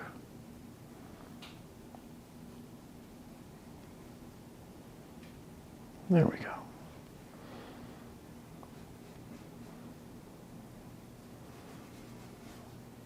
So, it's a good start to our reflection. It's far from finished, but I think we're doing well. I might even, you know what, I don't see a lot of it in the reference photo, but I might make a little bit of our green and do a slight reflection of that over on the right-hand side. And that's a lot of our cad yellow, ultramarine blue. Maybe just through here. Maybe just a little bit. Oh, you know what? I already love that.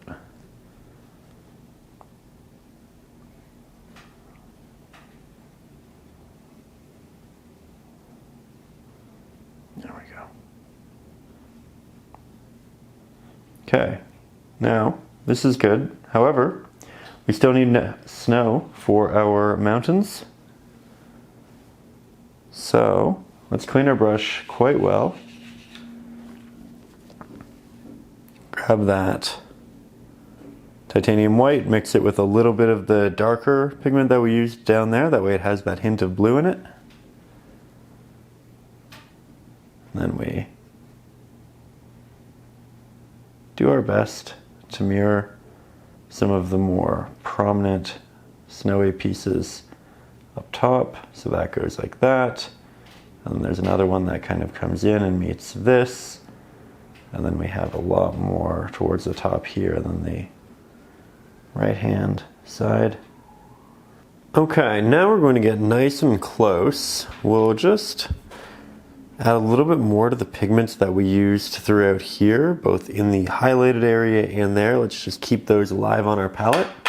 Then let's switch on over to our liner brush for the smaller horizontal marks we were talking about. So we put in all of these vertical strokes initially with the larger brush. Now with the liner, we're just going to create lots of little bridging colors. So colors that take this color into this color, and then we'll take this color and we'll move it into this color. And it'll just give us a flow to the water that will really add to the movements. We're also going to do them on a bit of an angle through here because the water is going to be moving to a point around this landmass. So just little markings like that. And it's going to initially stand out a little awkward because we just don't have that much of it. But as we continue to do this, it'll feel more and more cohesive. And we'll get there.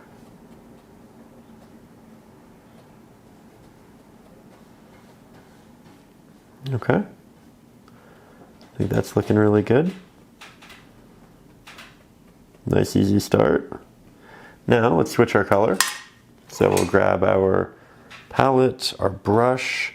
We'll go for more of that dark blue that we had. So oxide black, ultramarine, titanium white, not too much. We do need to desaturate this. We do want to keep it dark, so a lot more oxide in there into that blue. Now we'll pick up the liner yet again, and we'll take this blue, which presumably was the same, and it is, and we'll just work this out into some of these open areas as well. So you can see how they're really going back and forth. And then as it runs out, I can just work this farther and farther away from the mountain. We just let that pigment dissipate. We can work it into our mountain more. But you can see all of these little movements and motions are giving us something much more complex and interesting. We can even do it in the middle of the mountain, bridging some of the snowy areas with the darker areas.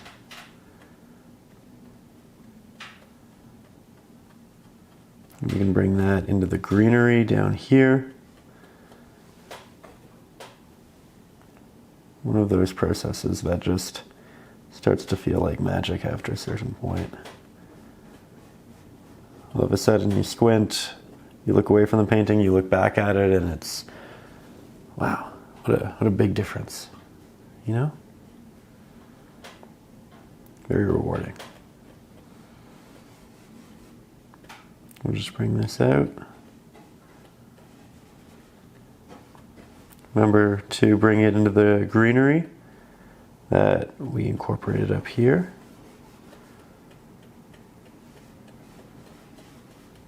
Very good. Now, I think what we do is we remix some of the sky color, which is a lot of our white, a little bit of our yellow.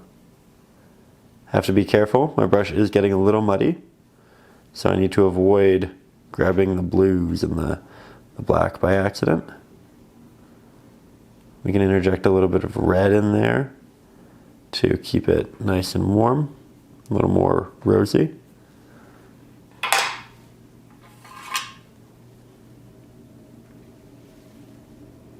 Grab that. Then in theory that works well here, and it does. Good. Now this is pretty watery. You can see it's very non-opaque, which is actually nice in these applications and settings. It's bridging things well. You can go in with more of an opaque application, and I think this one will be. We've used some of our water on our brush, now we're grabbing more pigment, and as you can see it does feel a bit more strong. That's not a bad thing. A pretty dramatic technique we're about to use in the next step, but for now I think this is already having a really nice impact. There we go.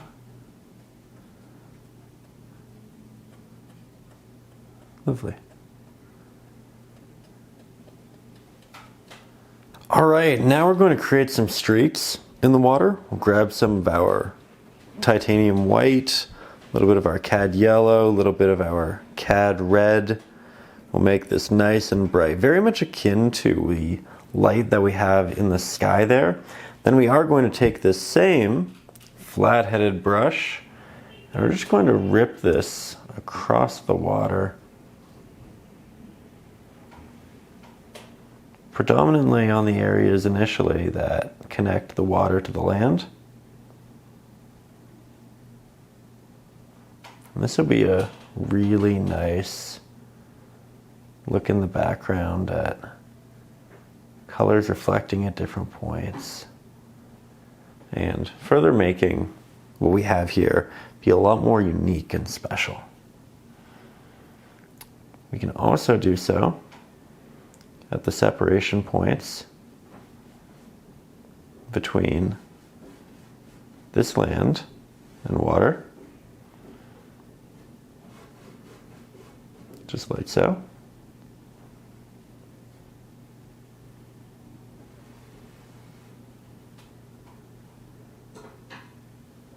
Bring that forward. So you can see it kind of wraps in a way that isn't completely straight, but then as we expand away from it, it does get straight. It's a really nice look. We do want to make sure this is nice and thick, so if yours is looking thin, do recommend going back in, doing that second layer.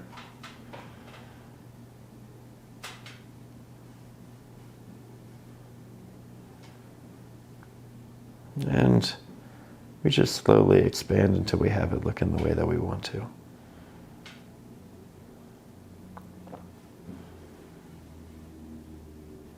Okay. Good start. Very good start. Once we've applied the majority of the larger elongated markings, I think we're just about there. I say that and then I continue to make more. You know, it's difficult to put down that brush once we get started. However, again, once we feel like we have the majority of those in there, we want to make sure that we just have a good amount of pigment on our palette. We'll switch on over to our little liner brush. Make sure that's nice and well applied. We can double down on the areas we really love and also add this nice little tapped effect on some of the edges and just further create an additional detail. In the reference photo, there's a lot that kind of come out in this space, and it looks really good. So let's double down on that area.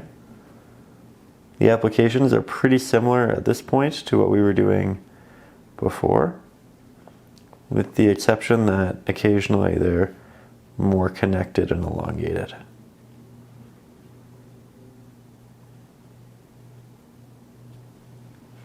There we go. Double down on the thin areas. Liner brush will be great at this.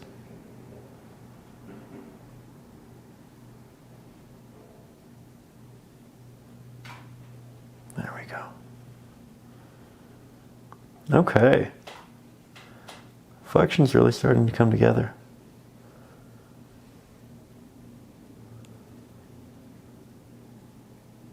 And again, this is one of those things you can spend a lot of time on, a little bit of time on.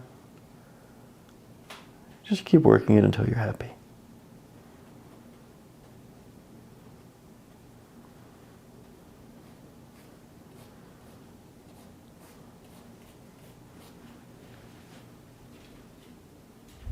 Might reintroduce some darker shadows right through there, but I think I want to live with it for a second first. Just make sure that's really the play we want to make.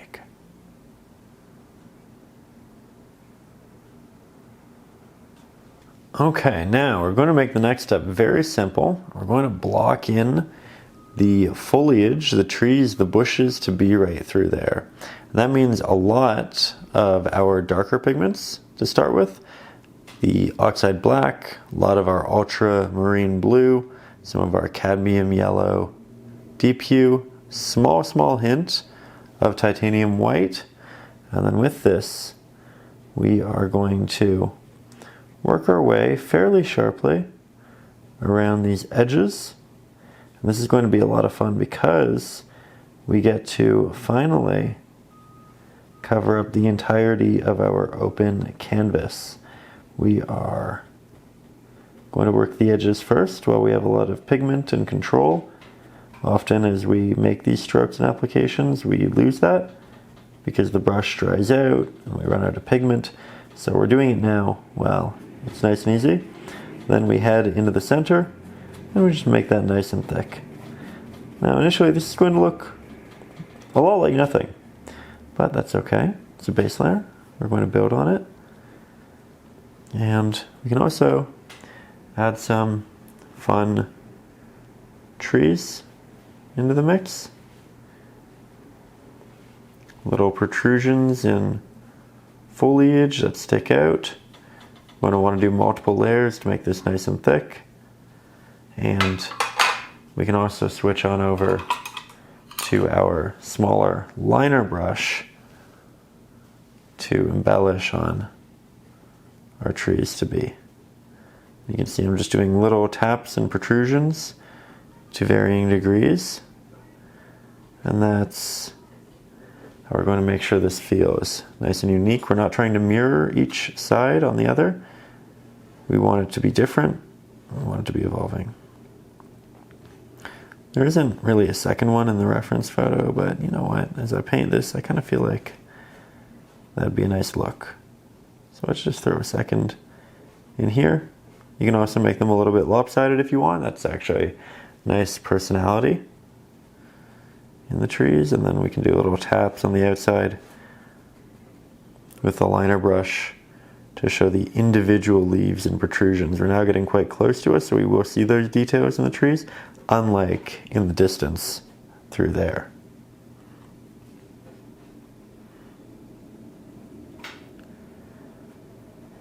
Much better.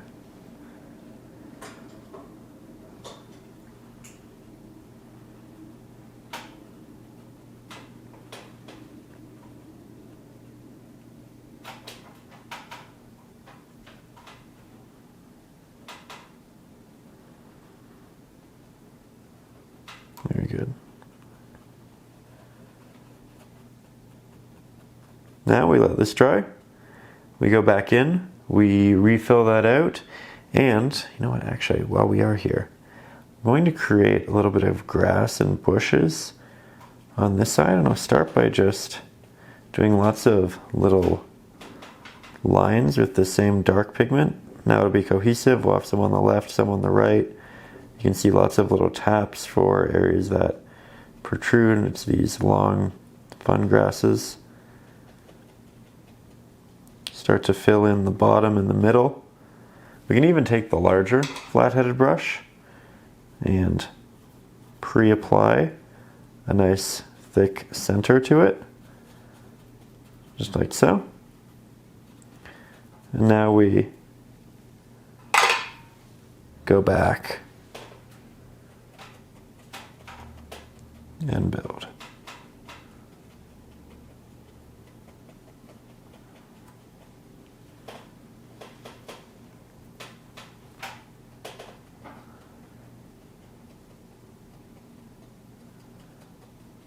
Lots of taps, occasionally a little drag.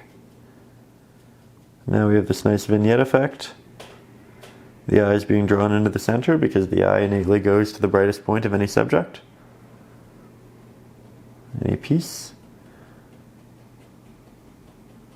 By keeping the edges darker, we keep the eyes in the center. But again, a big part of doing this was not even that it was in the reference photo, that it balances the darker silhouette over there, which we are going to add detail to soon, but I do want to do a second layer and just make sure it's nice and thick. Alright, so now we're going to look at all of the grass, the nice greens that we have through here, and we'll start to replicate that by taking quite a bit of our cad yellow, a little bit of our ultramarine. Start with those two. Start with the actual green. It's a nice earthy green. Then we make it a little bit darker, a little bit more desaturated. And this would be a beautiful color for some of the grass and highlights on a bush or two. We can also make a darker variant right beside it. That way we have some options for diversity. But overall, I think this is going to be really nice. So we'll start off pretty simply by grabbing that nice brighter pigment with our fan brush, and then we'll create lots of little impressions for our grass right down here at the bottom. And it's for the most part a tap. Occasionally there's a little bit of a drag. I want this to be nice and textured. And as we move upwards, we press less hard with our brush, And we also just wait until our pigments start to run out before we move upwards. Because the more up we move, the more we move into these shadows, which are cast by all of these trees and bushes. So it's really towards the bottom where we're going to have the most prominent markings. And you can see that we're going to double up on these areas. We can also have a little bit of wet sand within this space. So I'm going to leave that open for now, but I think this is a good start to these spaces. We're also going to have a little bush right through here, and I think I want the same green. So I'm doing these vertical taps, a little bit of a rotation in there, and that's just going to show that the light is wrapping its way around from this side on this subject. Nice and easy. Now we'll put that brush in a little bit of water and just make sure that it doesn't dry out. We'll switch on over to our liner brush, this guy. We'll grab more of that brighter green. Lots of little taps along that edge. Ooh. We have some good form. And then as we run out of pigment, we can work in towards the middle and the back of it, because we still want some texture, but we do want it to be a lot darker. And we don't have to mix a darker pigment if we just let it run out and naturally become darker in that mix. Then we can grab some of our green, our other green, and we can tap that along these edges. Now we have a good bit of variety. Already far more interesting than it would have been if we just went in with a singular green. And they're not too dramatically different, but they're different enough. That's really what we're aiming for here. We want it to look cohesive. We want it all to feel good. We'll have a lot of light working its way through here, so you can see it's abundant, and then it dissipates as we move towards the bottom, towards the left and the right. Lots of little taps in these areas though. Okay, now I think we grab a bit more. We work that along this edge.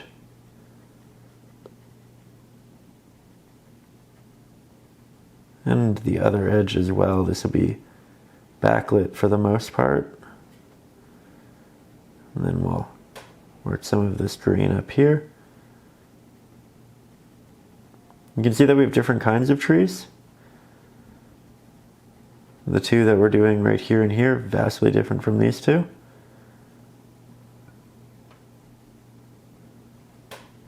And we'll let this dissipate as we move down, as we've talked about.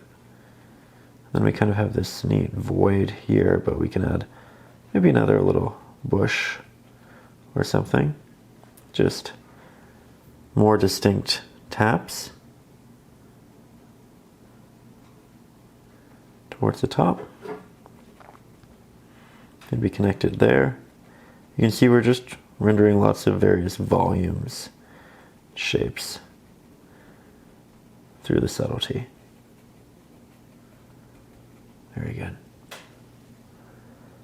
All right, now, again, towards the bottom, I think we'll make more of a brown, and we'll do that with our three colors, yellow, blue, and red. A little bit of our titanium white and Mars black, oxide black to desaturate it. Haven't used Mars black in a while. Switched over to oxide black and I've really been liking it. Here's a little less void of hue. Here's a little more like a natural, like a real black.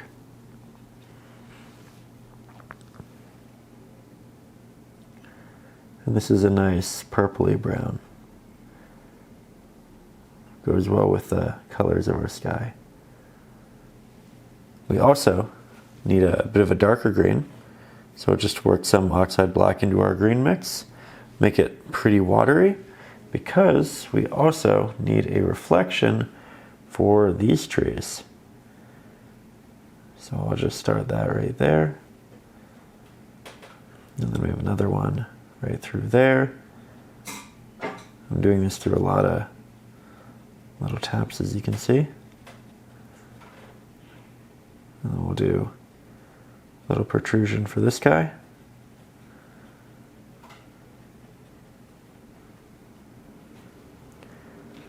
Already, I think it's looking a lot better. Really, really nice.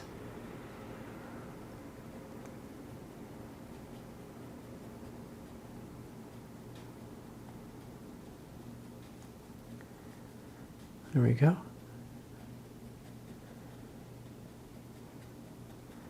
Not done yet.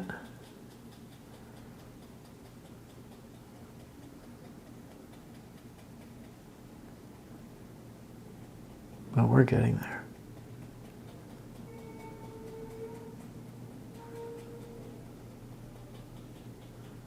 You can see that I'm not going for the most opaque markings in the very beginning. Sometimes we just let it build up.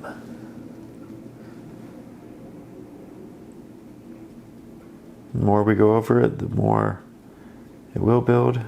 Eventually, the happier we'll get. But it gives us time to make micro adjustments and ensure that we're doing what we really want to.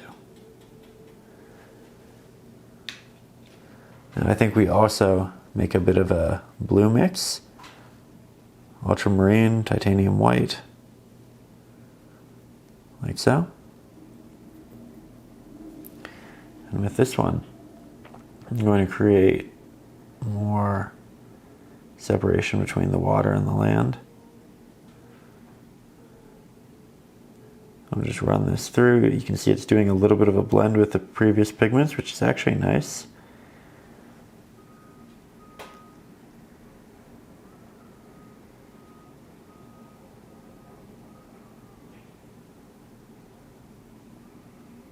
There we go. Okay, so at this point, we are getting really close. This looks great. We're going to make it look even better by bumping up the brightness in our greens. So here, it's a lot more of our titanium white in the mix, a lot more of our cad yellow or ultramarine blue. We still need a hint of that oxide black, but we are looking for a much brighter green than what we previously used. It doesn't need to be unbelievably bright, it just needs to be brighter. And with that, I am going to switch back to the liner for the actual application. We're going to head in to those edges yet again, all of the areas that protrude just a little bit, and we'll tap in this nice highlight, which will add a lot of dimension and volume to our trees. Realistically, the greater set of contrast we have, the more attention this will adopt, the more depth it will have in the piece. So we're going back in, we're doubling down on those applications that we really liked. There are going to be areas that, you know, through the last application, we say, you know what, I like the light, I like the feel of that, I want more of it. And this is where you add more. We don't do it everywhere, just in the areas that you feel like could adopt that and look really good with it. And we'll also add a little bit to the sides of these trees. Not too much, but here you can see it's coming down in a way that it wasn't before. We can adapt and make some fun changes. You can also change your green throughout if you want, but I think I'm really happy with this one. I think it's a good blend with the other greens that we have, because we did have a couple, and I think this works well with everything else that was kind of pre-established in there. We can also take it and work it over here, because we will need these highlights as well. That said, we really are nearing the end of this one. It's our first painting of 2025. It's complex, it's fun, it's a lot of color, it's a lot of detail, it's a lot of different subjects, you know? And I think that was a great way to begin. Start making something that we can feel nice and proud about, something that challenges us and makes us a better artist, something that gets us excited about painting more mountains, more distant trees, more big clouds, right? Something that invokes a passion for art that will carry into the next one, into the year.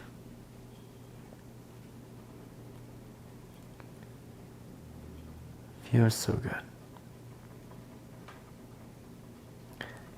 to start a complex painting and bring it to fruition. I hope you're having fun. I hope you feel like you're learning things. I hope you're feeling passionate about the process. If you're still watching, congratulations. You are part of the, on average, 13% who makes it to the end of the video. And I think that says a lot about who you are as an artist and the fact that when you go out to make your own piece, it's probably going to be pretty wonderful. You sat through all the details, all the ideas, the techniques and the lessons. Really hope you have a wonderful time working on your own rendition. And again, if you're up over on Patreon, big thank you for making this lesson and all of the other lessons happen. Channel is predominantly community funded. You are the reason these lessons can be made. You know, it takes a long time to make these, to plan them out, to paint them, but I can do it because of you. And I'm very grateful. Thank you for supporting the channel at the start of 2025. I know we're going to make a lot of great paintings together this year. This is just the first.